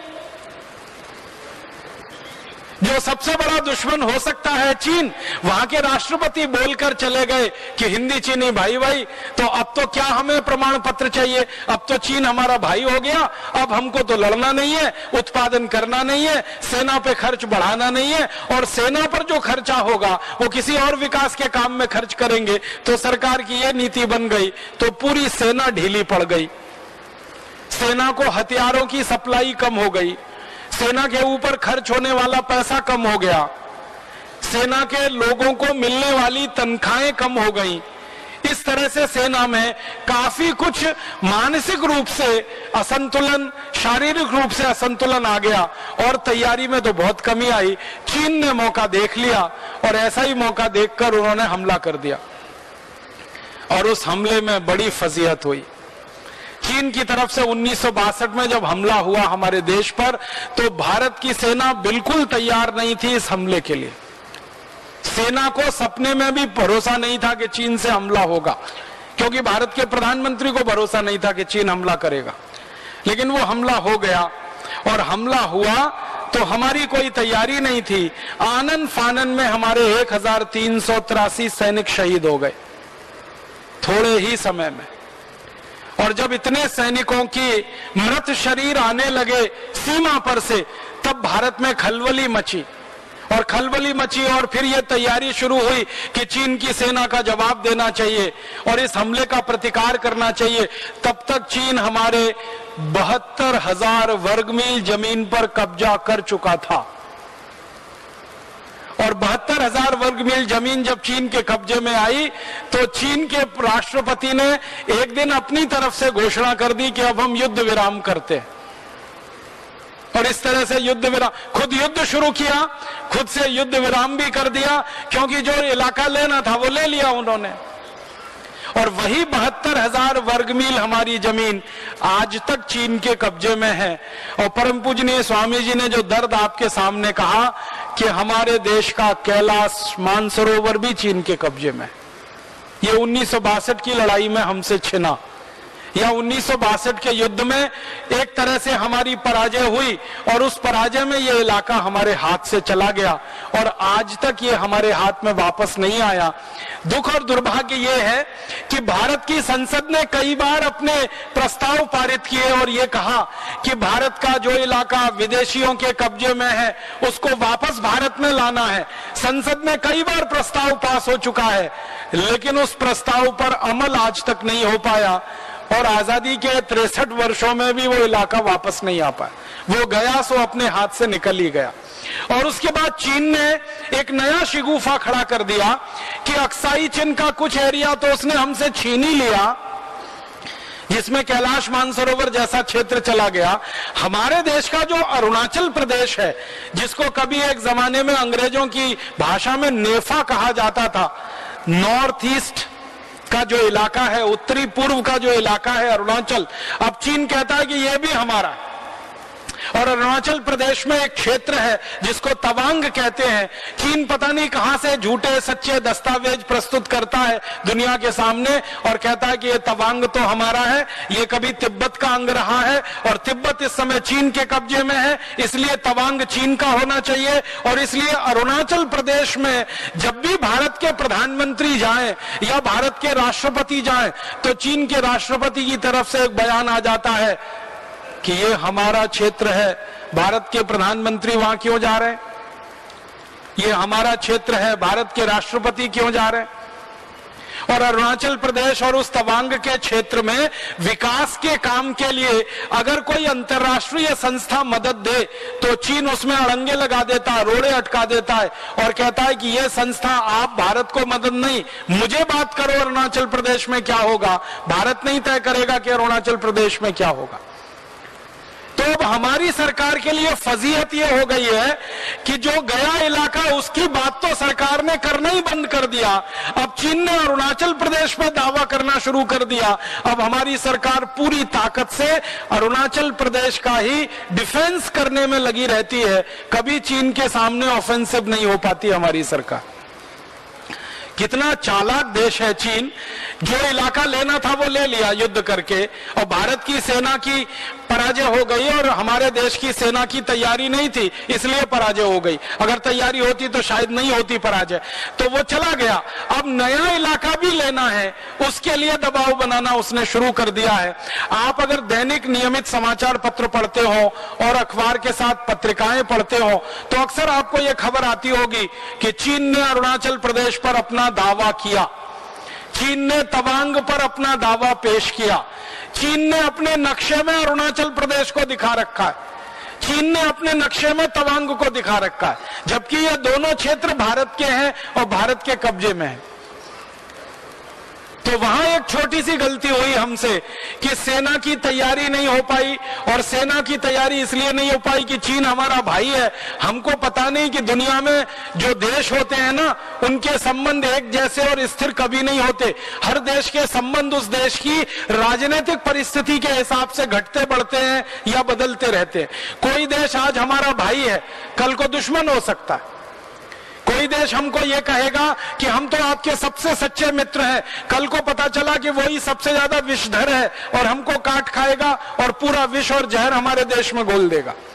इसलिए हमेशा सेना की चौकसी और तैयारी रहनी चाहिए थी, लेकिन वहां गलती हो गई और हम हमारा 72,000 वर्ग मील इलाका गंवा बैठे, जो आज तक नहीं आया। और दुख और दर्द ये है कि भारत के किसी नागरिक को कैलाश मानसरोवर की परिक्रमा करने के लिए जाना पड़े तो चीन की सरकार से वीजा लेना पड़ता है और उनकी अनुमति के बिना हम हमारे कैलाश मानसरोवर में पैर भी नहीं रख सकते। इतनी गुलामी की स्थिति हमारी है कैलाश मानसरोवर के बारे में। हजारों यात्री हर साल कैलाश मानसरोवर जाते हैं और वो वहां बहुत सारा पैसा खर्च करके आते हैं, लेकिन वो सारा पैसा चीन की अर्थव्यवस्था को मजबूत करने में जाता है, उसका एक अंश भी भारत की मजबूती के काम में नहीं आता उस पैसे का। ऐसी स्थिति हमारे देश की बन गई। तो फिर से एक छोटी सी भूल हुई और इतनी बड़ी सजा हमने पाई कि हजारों वर्ग मील हमारा इलाका चला गया, हमारा पवित्र तीर्थ स्थान चला गया और हमारे देश के लोगों का मनोबल टूटा और सेना का मनोबल टूटा वो अलग। और आप जानते हैं कि इस चीन के युद्ध की 1962 की जो हमारी पराजय हुई, इस पराजय ने ही श्री जवाहरलाल नेहरू जी की जान ली। उनके नजदीकी लोग बताते हैं कि हादसा इतना गहरा लगा उनके दिल पर कि चीन ने धोखा कर दिया।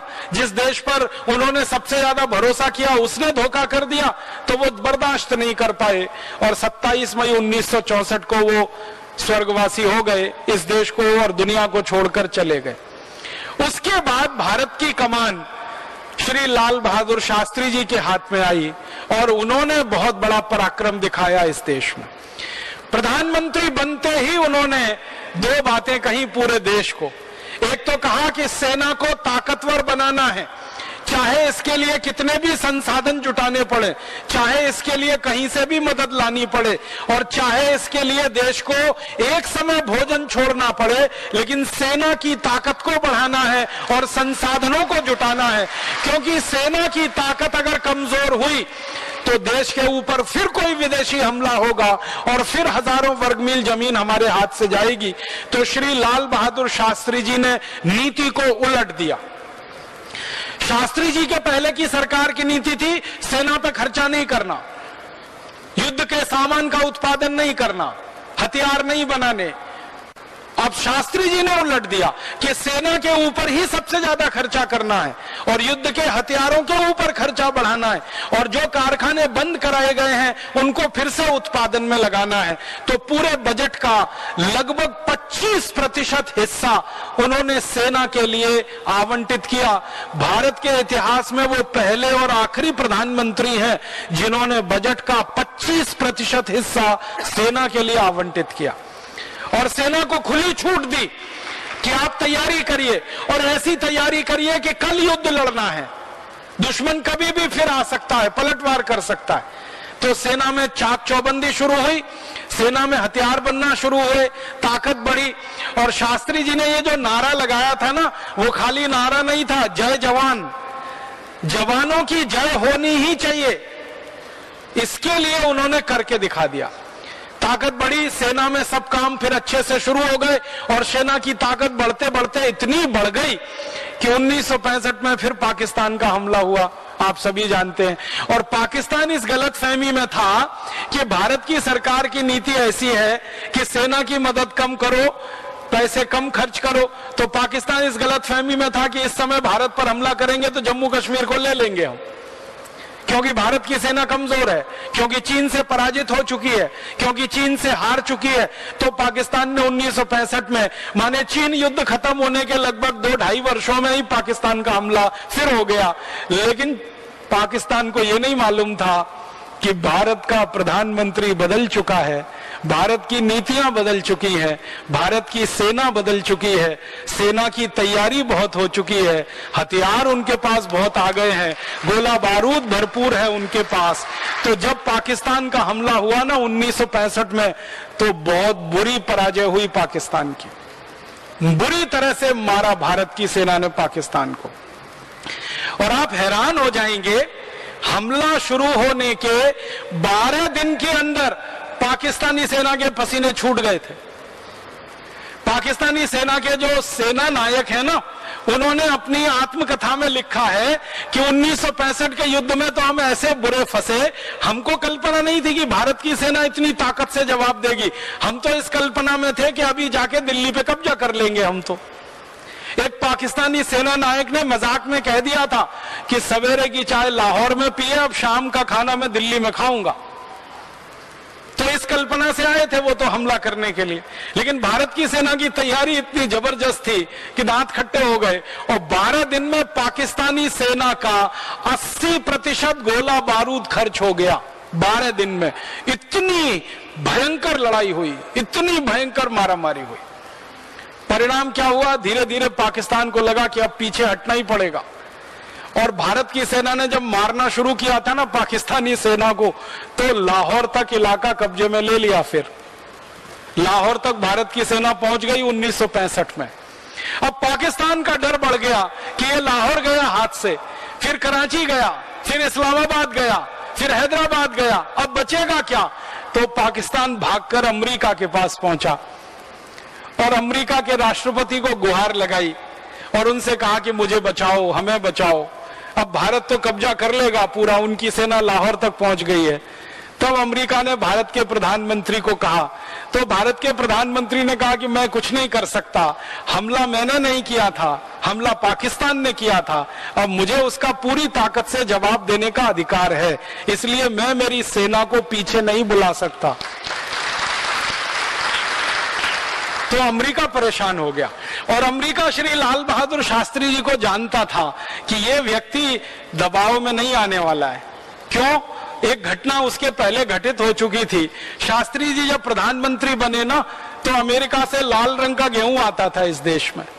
एक योजना चलती थी, आप में से कई बुजुर्ग लोगों को मालूम होगा, आपने तो देखा भी होगा, शायद खाया भी होगा वो गेहूं।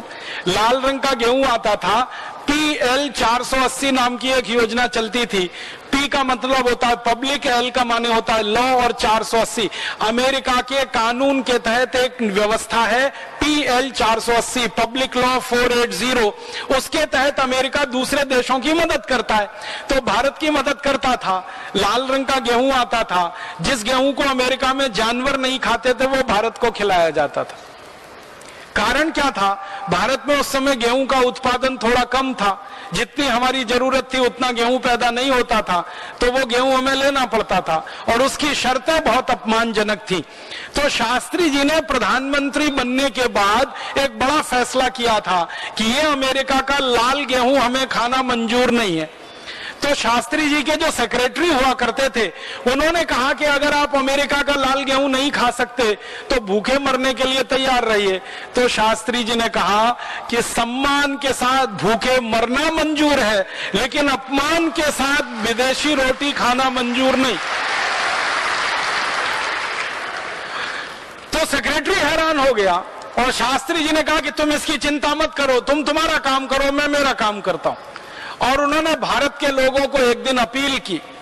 सोमवार का दिन था, दिल्ली के बहुत बड़े मैदान में सभा बुलाई, लाखों लोग इकट्ठे हुए और शास्त्री जी ने लोगों से कहा कि देश में गेहूं की बहुत कमी है, अपमानजनक शर्तों पर अमेरिका से गेहूं आ रहा है, ये गेहूं हमें खाना मंजूर नहीं है क्योंकि मेरी आत्मा गवाही नहीं देती है, इसलिए आप भी ये गेहूं मत खाइए। तो लोगों ने कहा नहीं खाएंगे। तो शास्त्री जी ने कहा इसके लिए भूखा रहना पड़ेगा। लोगों ने हाथ उठा के कहा भूखे रहेंगे। और भारत के लोगों ने सोमवार का दिन व्रत रखना शुरू कर दिया था और संपूर्ण भारत में शास्त्री जी के कहने पर लोगों ने भूखा रहना शुरू कर दिया। हमारे देश में करोड़ों माताएं हैं जो आज भी सोमवार को व्रत रखती हैं। मैं कई बार उनको पूछता हूं ये सोमवार को व्रत क्यों रखती है? शंकर जी को प्रसन्न करने के लिए? तो वो कहती है नहीं, शास्त्री जी को वचन दिया था। तो मैं कहता हूं माता, अब शास्त्री जी का वचन तो उनके साथ चला गया, वो तो उन्होंने वचन इसलिए लिया था कि देश में गेहूं का उत्पादन बहुत कम है, हम कम खाएंगे तो विदेशों से गेहूं नहीं लाना पड़ेगा। अब तो देश में भरपूर गेहूं पैदा हो रहा है और इतना पैदा हो रहा है कि हम खाएं, हमारे पड़ोसियों को खिलाएं और उससे ज्यादा चूहों को खिलाएं। हमारे देश में 2 करोड़ टन गेहूं तो चूहे खा जाते हैं हर साल, तो अब गेहूं की कोई कमी नहीं है। लेकिन वो माता जी टस से मस नहीं होती, वो कहती है नहीं नहीं, सोमवार को तो व्रत ही रखना है क्योंकि शास्त्री जी को वचन दे दिया। माने भारत के लोग कितने पक्के हैं कि शास्त्री जी को कभी वचन दिया 1965 में और उस वचन को निभा रहे हैं सन 2010 में। तो ऐसे करोड़ों भारतवासियों के संकल्प से 2 बातें हुई। एक तो गेहूं की खपत कम हुई, अमेरिका से गेहूं आना बंद हुआ तो कोई क्राइसिस नहीं खड़ी हुई, और फिर देश में गेहूं उत्पादन की योजना बनी और उसने गेहूं उत्पादन बढ़ा दिया। तो शास्त्री जी ऐसे व्यक्ति थे, तो अमेरिका को मालूम था कि इस व्यक्ति के ऊपर दबाव नहीं पड़ने वाला, तो अमेरिका ने शास्त्री जी के सबसे नजदीकी मित्र को पकड़ा और वो थे सोवियत संघ के राष्ट्रपति। सोवियत राष्ट्रपति उस समय जो थे उनको शास्त्री जी से काफी नजदीकी थी, लगाव था। उनको पकड़ा और कहा कि शास्त्री जी को रोको, नहीं तो पाकिस्तान तो गया, और पाकिस्तान गया तो अमेरिका की भविष्य की सारी योजनाएं गई। और भारत की सेना चूंकि लाहौर तक पहुंच गई है, इसलिए अब ज्यादा देर नहीं है। तब शास्त्री जी के ऊपर सोवियत संघ का दबाव पड़ा। फिर सोवियत संघ के दबाव में शास्त्री जी ने युद्ध विराम करवाया। युद्ध विराम के बाद शास्त्री जी ने पाकिस्तान के साथ एक समझौता किया। वो समझौता करने के लिए वो ताशकंद गए और ताशकंद के समझौते में जो तय हुआ वो ये कि भारत की सेना ने जितना इलाका जीत लिया है वो पाकिस्तान को वापस कर दिया जाए और बदले में पाकिस्तान भारत के ऊपर कभी भी भविष्य में हमला नहीं करेगा, ऐसा वायदा करता है। तो पाकिस्तान ने लिखित रूप में यह कहा और उसके दस्तावेज मौजूद हैं कि हम भारत की तरफ कभी भी हमला नहीं करेंगे, आंख उठाकर नहीं देखेंगे, बस इस बार हमें माफ कर दिया जाए और जो इलाका भारत की सेना के कब्जे में है वो हमें वापस कर दिया जाए। शास्त्री जी ने भारत की पुरानी परंपरा का अनुसरण करते हुए उदारता दिखाई और जीता हुआ इलाका जो सेना के कब्जे में था वो पाकिस्तान को वापस कर दिया। लाहौर तक गई हुई सेना वापस आ गई और उस सेना ने सब कुछ पाकिस्तान को दे दिया। उसके बाद हम शांत हो गए। शास्त्री जी के साथ एक दुर्घटना हो गई कि इस समझौते को करने के लिए जब वो ताशकंद गए थे तो 8 दिन तक लगातार पाकिस्तान के प्रधानमंत्री और उनकी मंत्रिमंडल के वरिष्ठ लोगों के साथ जो वार्ता चली, 9वें दिन वार्ता पूरी हो गई थी और वो दिन था 10 जनवरी का। रात को शास्त्री जी आराम से सोए, लेकिन रात को जब वो सोए तो अगले दिन सुबह नहीं उठे। क्या हुआ? वो रात को सोते थे तो दूध पीते थे, ये उनका नियम था और वो दूध उनका नौकर उनको बना के देता था। तो शास्त्री जी के साथ उनका रसोइया गया था इस काम के लिए, लेकिन उस रसोइये का ताशकंद में अपहरण कर लिया गया और अपहरण करके एक नकली रसोइये को शास्त्री जी के यहाँ भेज दिया गया और उस नकली रसोइये ने शास्त्री जी के दूध में जहर मिला दिया और वो जहर मिला दूध पीकर उनकी मृत्यु हो गई। जब उनका मृत शरीर वापस आया इस देश में तो पूरा नीला और काला पड़ा हुआ था और दुख और दुर्भाग्य की बात यह है कि भारत की सरकार ने शास्त्री जी की मृत्यु के बारे में सारी दुनिया को जो कारण बताया और शायद आपने भी वो सुना होगा, वो ये कि शास्त्री जी की हृदय गति रुकने से मृत्यु हो गई। हार्ट अटैक बताया गया पूरे देश को, मीडिया में, अखबार में, टेलीविजन पे, रेडियो में खबर चली और बार बार एक ही खबर दिखाई गई कि शास्त्री जी की हृदय गति रुकने से मृत्यु हुई। जब कारण पूछे गए सरकार के लोगों से कि शास्त्री जी की हृदय गति कैसे रुक सकती है, क्योंकि उनका ना ब्लड प्रेशर हाई था, ना उनका कोलेस्ट्रॉल हाई था, ना उनका ट्राइग्लिसराइड हाई था, वो एकदम स्वस्थ थे, तंदुरुस्त थे। जब गए थे तो सब कुछ सामान्य था, क्योंकि आप तो जानते हैं प्रधानमंत्री का हर दिन चेकअप होता है। तो शास्त्री जी के जो डॉक्टरों ने चेकअप करके दिया था उसमें तो सब कुछ नॉर्मल था, ना बीपी बढ़ा है, ना ट्राइग्लिसराइड, ना कोलेस्ट्रॉल, फिर उनकी हृदय गति कैसे रुक सकती है? तो हमारे देश के कुछ नेताओं ने ऐसा मूर्खता का जवाब दिया, इतना खराब जवाब दिया। उन्होंने कहा कि शास्त्री जी की मृत्यु इसलिए हो गई कि उनको बहुत ज्यादा खुशी हो गई। तो बहुत ज्यादा खुशी किस बात की हो गई कि पाकिस्तान को उन्होंने सरेंडर करा दिया और पाकिस्तान के ऊपर भारतीय सेना ने विजय पा ली। तो इतनी खुशी हुई शास्त्री जी को कि उनकी हृदय गति रुक गई। ऐसा मूर्खतापूर्ण बेकार का जवाब पूरे देश को दिया गया। फिर शास्त्री जी का जब मृत शरीर आया तो कई लोगों ने यह मांग की कि अगर इनकी हृदय गति रुकी है तो इसकी सच्चाई तो पता चल सकती है, इनके मृत शरीर का पोस्टमार्टम कराया जाए। लेकिन भारत सरकार ने वो नहीं होने दिया और भारत सरकार ने शास्त्री जी के मृत शरीर का पोस्टमार्टम नहीं होने दिया। जैसे ही उनका मृत शरीर आया, जल्दी जल्दी करके उसका अंतिम संस्कार कर दिया गया और वो अंतिम संस्कार के बाद बात वहीं दब गई और उसके बाद कुछ कमीशन बैठे, इंक्वायरी हुई, उसमें से ये बात निकली, लेकिन रास्ते में वहीं भटक गई और आज तक सारा देश इसी अंधकार में है कि शास्त्री जी को हृदय गति से मृत्यु हुई जबकि उनको जहर दिया गया था। तो भारत में इस तरह की भूलें होती रही, हमारी सेना जीतती रही और जीते हुए इलाके को देती रही। दुश्मनों के हाथ में, दुश्मनों के ऊपर विजय करते रहे और उनको माफ करते रहे। वो पराजित हुए दुश्मन, फिर भी हम उनको माफ करते रहे और वही दुश्मन हमारे लिए नाग बन के डसते रहे। वो स्थिति आज हमारे देश में है पाकिस्तान के द्वारा जो हो रहा है। तो हमारे देश में आजादी के पिछले 63 वर्षों में ऐसी राजनीतिक भूलें हुई हैं। एक राजनीतिक भूल और हुई है 1971 में, जब बांग्लादेश बना और पाकिस्तान का हमला हुआ। उस युद्ध में भी हमने पाकिस्तान को मुंह की खिलाई, उनको धूल चटाई, उनको पराजित किया। और उस युद्ध में तो आपको हैरानी होगी, 1971 के युद्ध में जब पाकिस्तान का हमला भारत पर हुआ और भारत ने इतना करारा जवाब दिया, 3 दिसंबर 1971 को युद्ध किया था पाकिस्तान ने शुरू, 16 दिसंबर 1971 तक पूरा पाकिस्तान पराजित हो चुका था और पाकिस्तान की सेना के 97,000 सैनिकों ने भारत की सेना के सामने आत्मसमर्पण कर दिया था। वो पूरी सेना पाकिस्तान की लगभग आधी सेना थी, तो पाकिस्तान की आधी सेना भारत के कब्जे में आ गई और फिर पाकिस्तान अमेरिका के पास गया और फिर अमेरिका से उसने गुजारिश की कि भारत से बचाओ। फिर अमेरिका का दबाव भारत सरकार पे आया और उस दबाव में हमने पाकिस्तान के 97,000 सैनिकों को छोड़ दिया। अगर ये भूल हमने नहीं की होती तो पाकिस्तान का ये आतंकवाद जो इतना बढ़ा, ये आतंकवाद के कारण हमको जो इतना नुकसान उठाना पड़ा जम्मू कश्मीर और भारत के सभी इलाकों में, यह नुकसान कभी नहीं होता अगर 1971 में पाकिस्तानी सेना के 97,000 सैनिकों को हमेशा के लिए हमने खत्म कर दिया होता। वो हमारे कब्जे में थे, हम चाहते वो उनके साथ करते, लेकिन दुख है कि उन 97,000 पाकिस्तानी सैनिकों को भारत की जेलों में रखा गया। 5 महीने तक उनको बिरयानी खिलाई गई, अच्छा अच्छा खाना खिलाया गया और उसके बाद उनको छोड़ दिया गया, बाइज्जत बरी किया गया। किसके लिए? एक शिमला समझौते के लिए।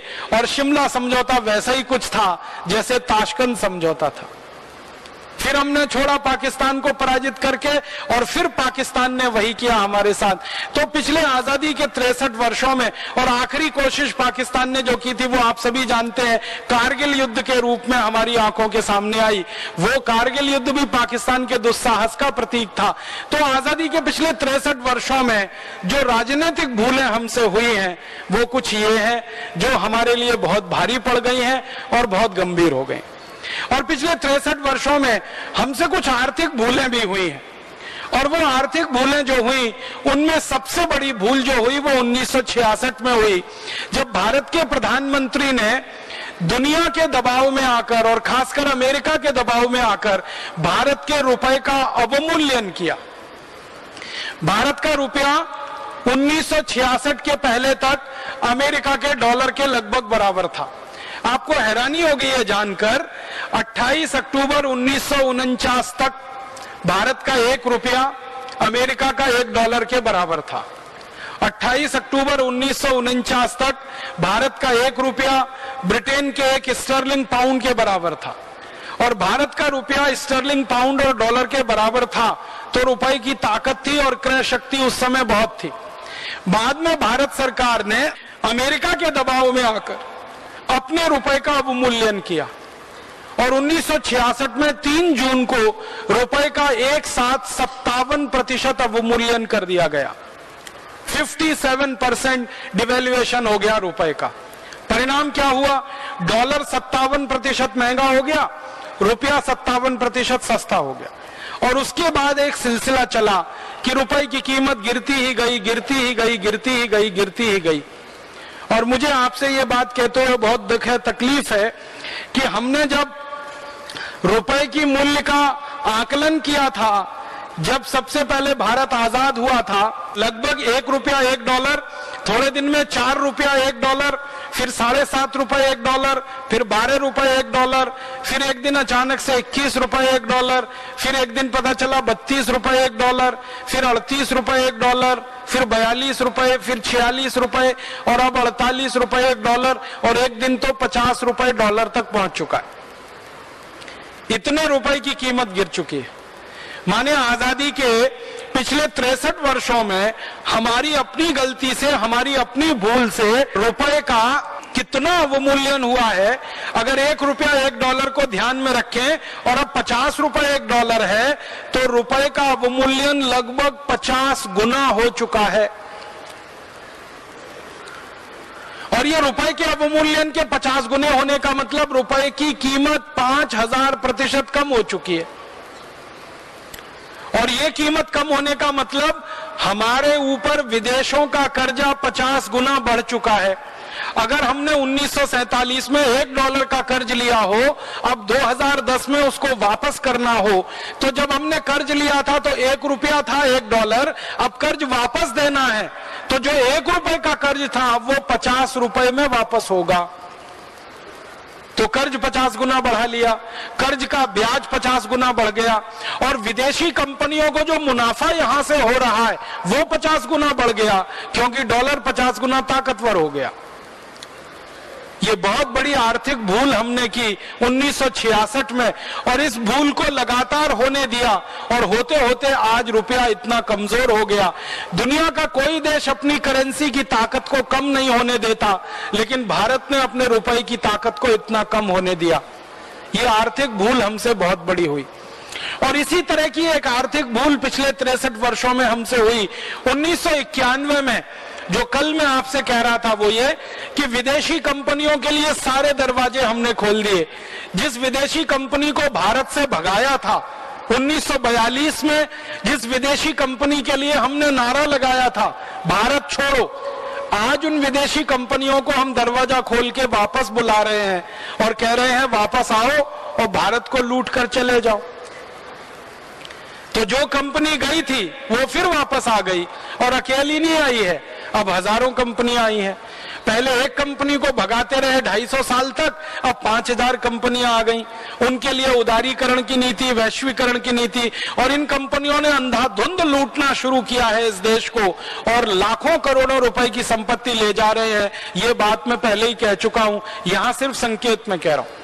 तो आजादी के पिछले 63 वर्षों में कई राजनीतिक भूलें हुई हैं और कई आर्थिक भूलें हमसे हुई हैं, और उनका दुष्परिणाम पूरा देश भुगत रहा है। आजादी के बाद में एक और भूल हुई है जो बड़ी राजनीतिक भूल है, जिसका संकेत परम पूजनीय स्वामी जी कर चुके हैं। आजादी मिली 15 अगस्त 1947 को, तो हमने हमारा संविधान बनाना शुरू किया, और भारत संविधान बनके तैयार हुआ 26 जनवरी 1950 को। इसके लिए एक संविधान सभा का निर्माण किया गया। उस संविधान सभा में 296 सदस्य थे, जिन्होंने 11 महीने और 18 दिन काम करके संविधान तैयार किया। लेकिन 11 महीने और 18 दिन में काम कुल 166 घंटे हुआ,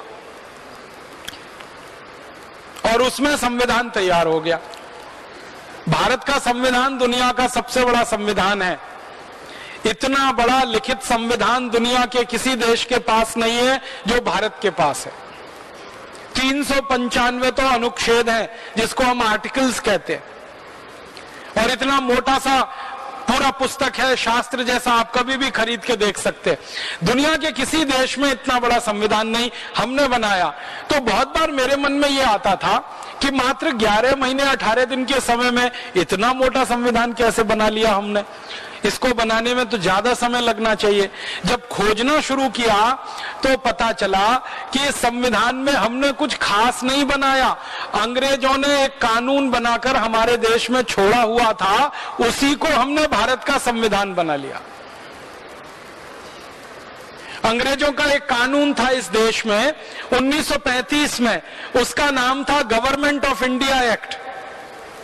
गवर्नमेंट ऑफ इंडिया एक्ट में जो कुछ लिखा था वही सब कुछ भारत के संविधान में है, कुछ बदला नहीं। और गवर्नमेंट ऑफ इंडिया एक्ट अंग्रेजों ने बनाया था भारत पर राज्य करने के लिए, भारत को गुलाम बनाने के लिए और भारत पर साम्राज्य स्थापित करने के लिए। उसी को पूरा का पूरा संविधान के रूप में हमने स्वीकार कर लिया। तो संविधान सभा में जो बड़े बड़े नेता शामिल हुए थे ना, उनके बयान अगर आप पढ़ेंगे तो आप हैरान हो जाएंगे। हमारे देश की संविधान सभा की जो ड्राफ्टिंग कमेटी थी, उसके चेयरमैन थे डॉक्टर भीमराव अंबेडकर। उन्होंने 1953 में ये कहा राज्यसभा में बोलते हुए कि अगर मुझे कोई अनुमति दे दे तो मैं सबसे पहला व्यक्ति होऊंगा जो इस संविधान को जला दूंगा। पत्रकारों ने उनसे पूछा कि आप इस संविधान के निर्माता हैं और आप ही इसको जलाने की बात कर रहे हैं, तो डॉक्टर भीमराव अंबेडकर ने कहा था कि इस संविधान से भारत के किसी नागरिक का भला नहीं होने वाला। क्यों नहीं होने वाला? क्योंकि जल्दी जल्दी में बनाया गया ये संविधान है। और उन्होंने बहुत बेबसी से ये कहा था कि मेरे पास कोई चारा नहीं था, इतने कम समय में संविधान बनाना था, और अंग्रेजों की तरफ से हमको ये गवर्नमेंट ऑफ इंडिया रूल या गवर्नमेंट ऑफ इंडिया एक्ट का ड्राफ्ट दिया गया था, आधार उसको बनाकर और दुनिया के दूसरे देशों के संविधानों में से कुछ चीजें निकालकर ये भारत का संविधान तैयार हो गया। ये भारत के लोगों द्वारा तैयार नहीं किया गया, एक तरह से अंग्रेजों के बनाए गए कानून पर आधारित है। तो परिणाम क्या हुआ? वो संविधान बनने के और लागू होने के पिछले 60 सालों में ही 94 से ज्यादा उसमें संशोधन हो गए। माने संविधान अब ओरिजिनल रहा कहां? 60 साल में 94 संशोधन, 60 इयर्स और 94 अमेंडमेंट्स। इसका माने हर साल में लगभग 1.5 से 2 संशोधन उसमें हुए। इसका माने इतने संशोधन किसी संविधान में तभी हो सकते हैं जब उसमें कोई बहुत बड़ी खराबी हो या कमी हो या कोई बड़ी बुराई हो, वरना इतने संशोधन होने का कोई कारण नहीं है।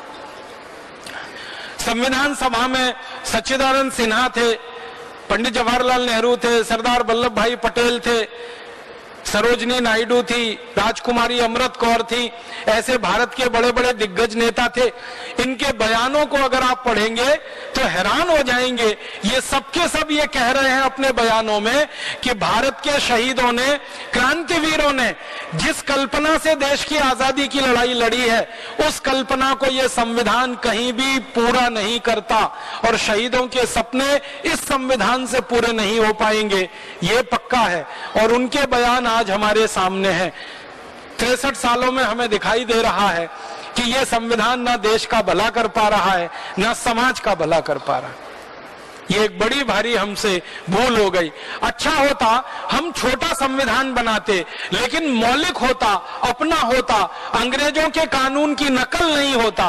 अंग्रेजों का कानून जो गवर्नमेंट ऑफ इंडिया एक्ट, वो तो हमारी गुलामी के लिए था, उस पर आधारित हमारी आजादी का संविधान कैसे अच्छा हो सकता है?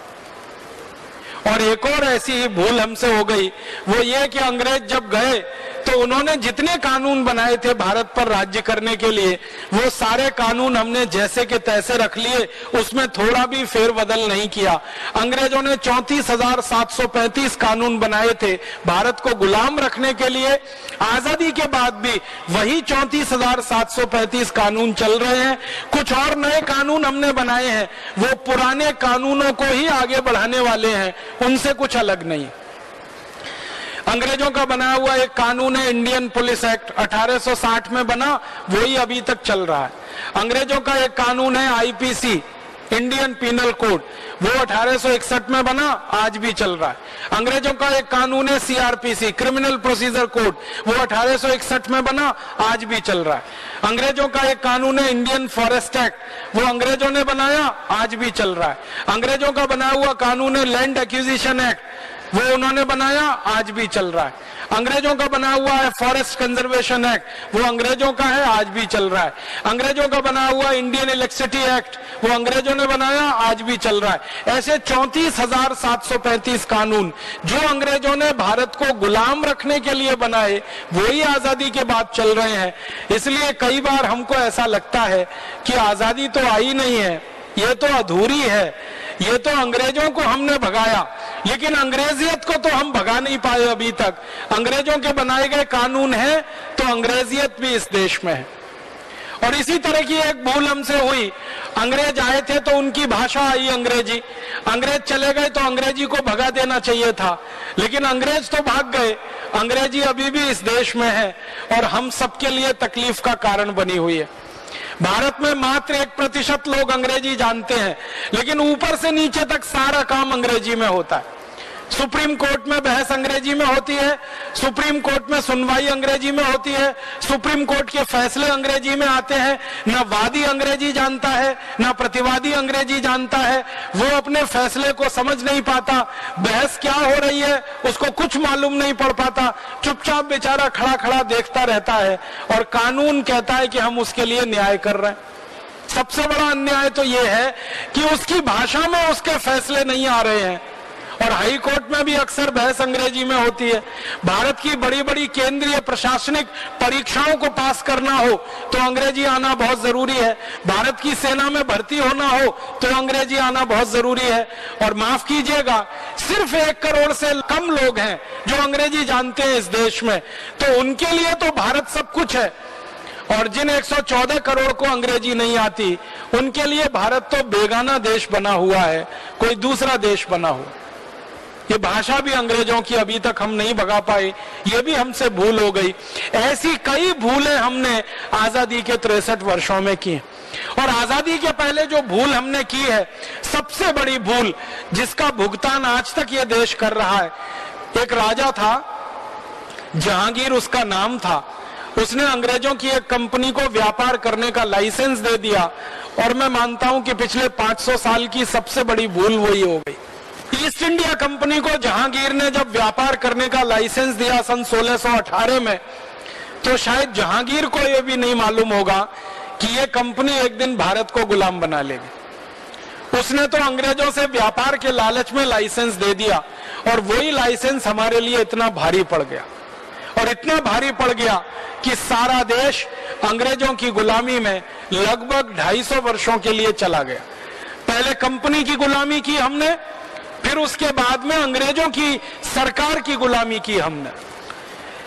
1618 से लेकर 1757 तक ईस्ट इंडिया कंपनी की गुलामी में हम रहे। 1757 के बाद अंग्रेज सरकार और कंपनी की मिलीजुली गुलामी में हम रहे, और 1860 के बाद तो सीधे अंग्रेजों की सरकार की गुलामी में हम आ गए। और इस गुलामी में सबसे बड़ा नुकसान हमारा यह हुआ कि आर्थिक रूप से हमारी बहुत लूट हुई, और अंग्रेजों ने इतना लूटा इस देश को, शायद दुनिया के किसी देश के इतिहास में उसकी मिसाल नहीं मिलेगी आपको। आप हैरान हो जाएंगे ये सुनकर कि अंग्रेजों ने कितना लूटा और कैसे लूटा। मैं पूरा विस्तार से तो नहीं बता सकता, लेकिन 2-3 आपको उदाहरण जरूर दे सकता हूं। ईस्ट इंडिया कंपनी के अधिकारी यहां आते थे और लूट मार करते थे। सबसे बड़ा अधिकारी जो ईस्ट इंडिया कंपनी का भारत में होता था उसको गवर्नर जनरल कहा जाता था। बाद में उसी को वॉयसराय कहना शुरू किया अंग्रेजों ने।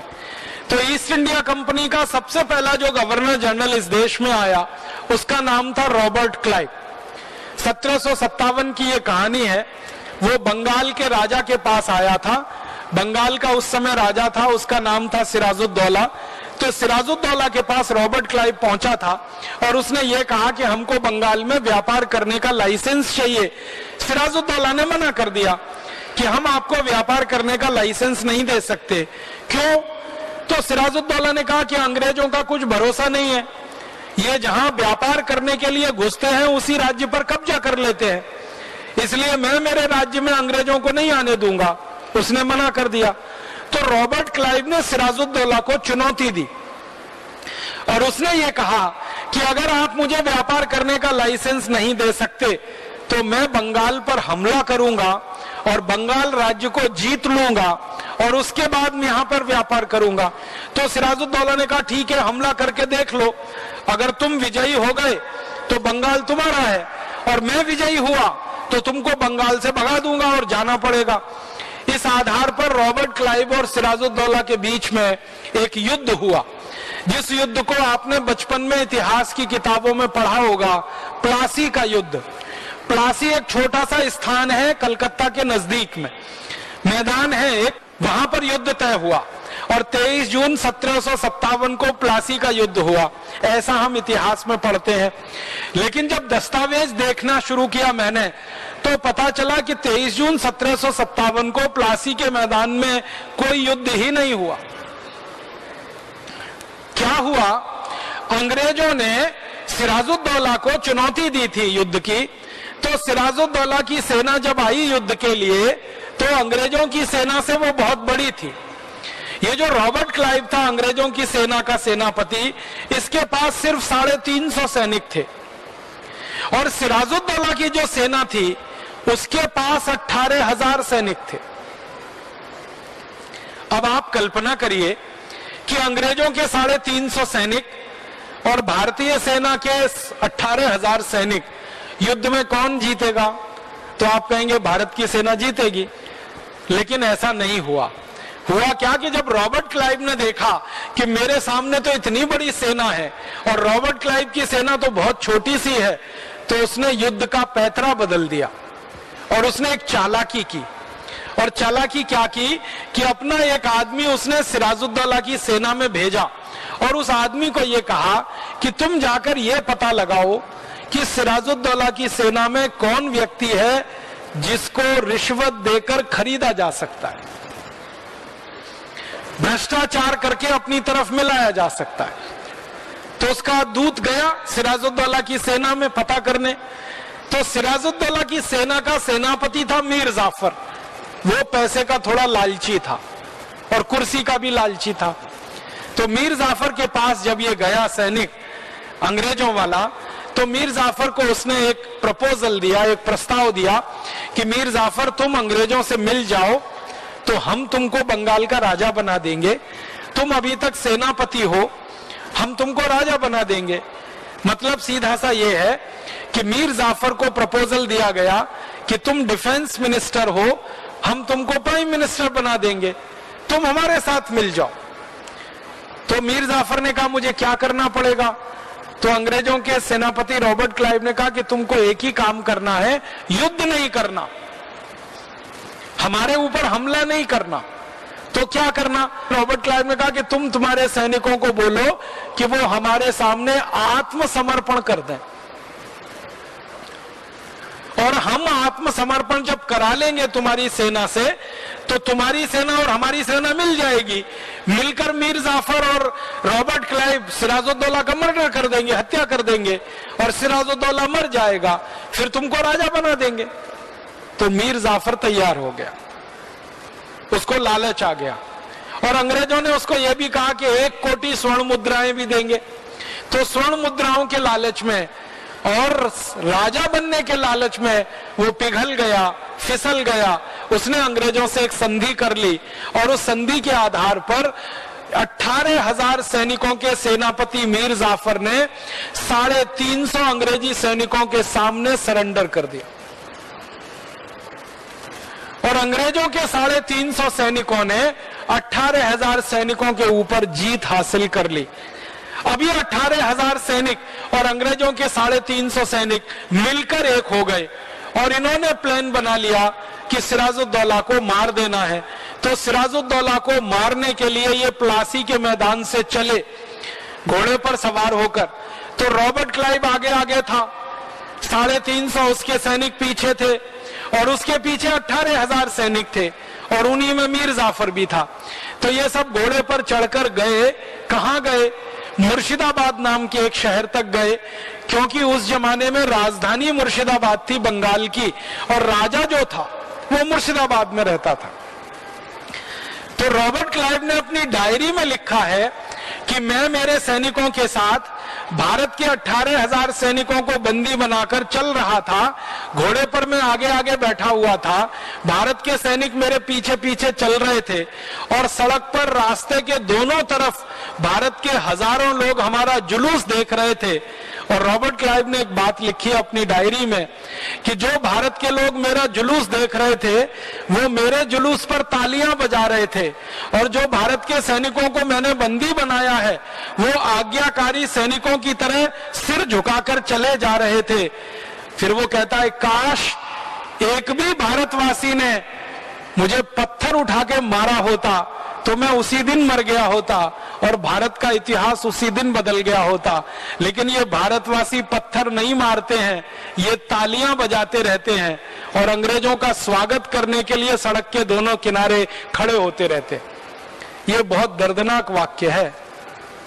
रॉबर्ट क्लाइव खुद लिख रहा है कि भारत के हजारों लोग सड़क के किनारे खड़े होकर ताली बजा रहे हैं और 18,000 सैनिक अंग्रेजों के सामने सिर झुका के चले जा रहे हैं। अगर किनारे खड़े नागरिकों ने और सैनिकों ने मिलकर रॉबर्ट क्लाइव को दबोच लिया होता या पत्थर मार दिए होते, एक एक पत्थर भी उठा के मार दिया होता, तो 18,000 पत्थर में तो रॉबर्ट क्लाइव का कचूमर निकल गया होता और ईस्ट इंडिया कंपनी का साम्राज्य उसी दिन इस देश में समाप्त हो गया होता। लेकिन हम वो नहीं कर पाए और देश का इतिहास दूसरी दिशा में चला गया। रॉबर्ट क्लाइव और मीर जाफर मुर्शिदाबाद पहुंचकर सिराजुद्दौला की हत्या कर दी। सिराजुद्दौला की हत्या करने के बाद मीर जाफर का एक भतीजा था मीर कासिम, उसको राजा बना दिया थोड़े दिन के लिए। फिर मीर कासिम को हटा दिया, फिर मीर जाफर को राजा बना दिया और एक दिन रॉबर्ट क्लाइव ने मीर जाफर को मरवा दिया और खुद वो बंगाल का राजा बनकर ईस्ट इंडिया कंपनी का साम्राज्य स्थापित करके चला गया। इतिहास की ये बहुत बड़ी भूल है जिसको क्षमा नहीं किया जा सकता। हमारे पुरखों की ये भूल जिसने हमको 250 साल गुलामी में डाल दिया, ये क्षमा करने योग्य नहीं है। जिंदगी में कुछ गलतियां होती हैं जिनको क्षमा किया जा सकता है, लेकिन कुछ भूलें होती हैं जिनको क्षमा नहीं किया जा सकता। अंग्रेजी में एक शब्द होता है हिमालयन ब्लंडर। हिमालय जैसी बड़ी भूल शायद ये वही थी जो हमसे हो गई और उसके चलते ईस्ट इंडिया कंपनी का साम्राज्य स्थापित हो गया। और उसके बाद रॉबर्ट क्लाइव 7 साल तक रहा बंगाल का गवर्नर जनरल बनके और उसने लूटा बंगाल को, लूटकर धन इकट्ठा किया, सोना चांदी हीरे जवाहरात, और जब भरपूर मात्रा में धन इकट्ठा हो गया तो वो लंदन चला गया। लंदन की पार्लियामेंट में उसको एक बार पूछा गया कि तुम भारत से क्या लूट कर लाए, तो उसने कहा कि सोने चांदी हीरे जवाहरात भारत से लेके आया, सोने के सिक्के चांदी के सिक्के हीरे जवाहरात लेके आया। तो उसको पूछा गया कितना लेके आए, तो रॉबर्ट क्लाइव ने जवाब दिया कि मैंने गिना तो नहीं है लेकिन अंदाज बता सकता हूं। और वो अंदाज क्या है, तो वो कहने लगा कि भारत से सोने के सिक्के चांदी के सिक्के हीरे जवाहरात लाने के लिए मुझे पानी के 900 जहाज किराए पर लेने पड़े, इतना धन और संपत्ति मैं भारत से लेके आया।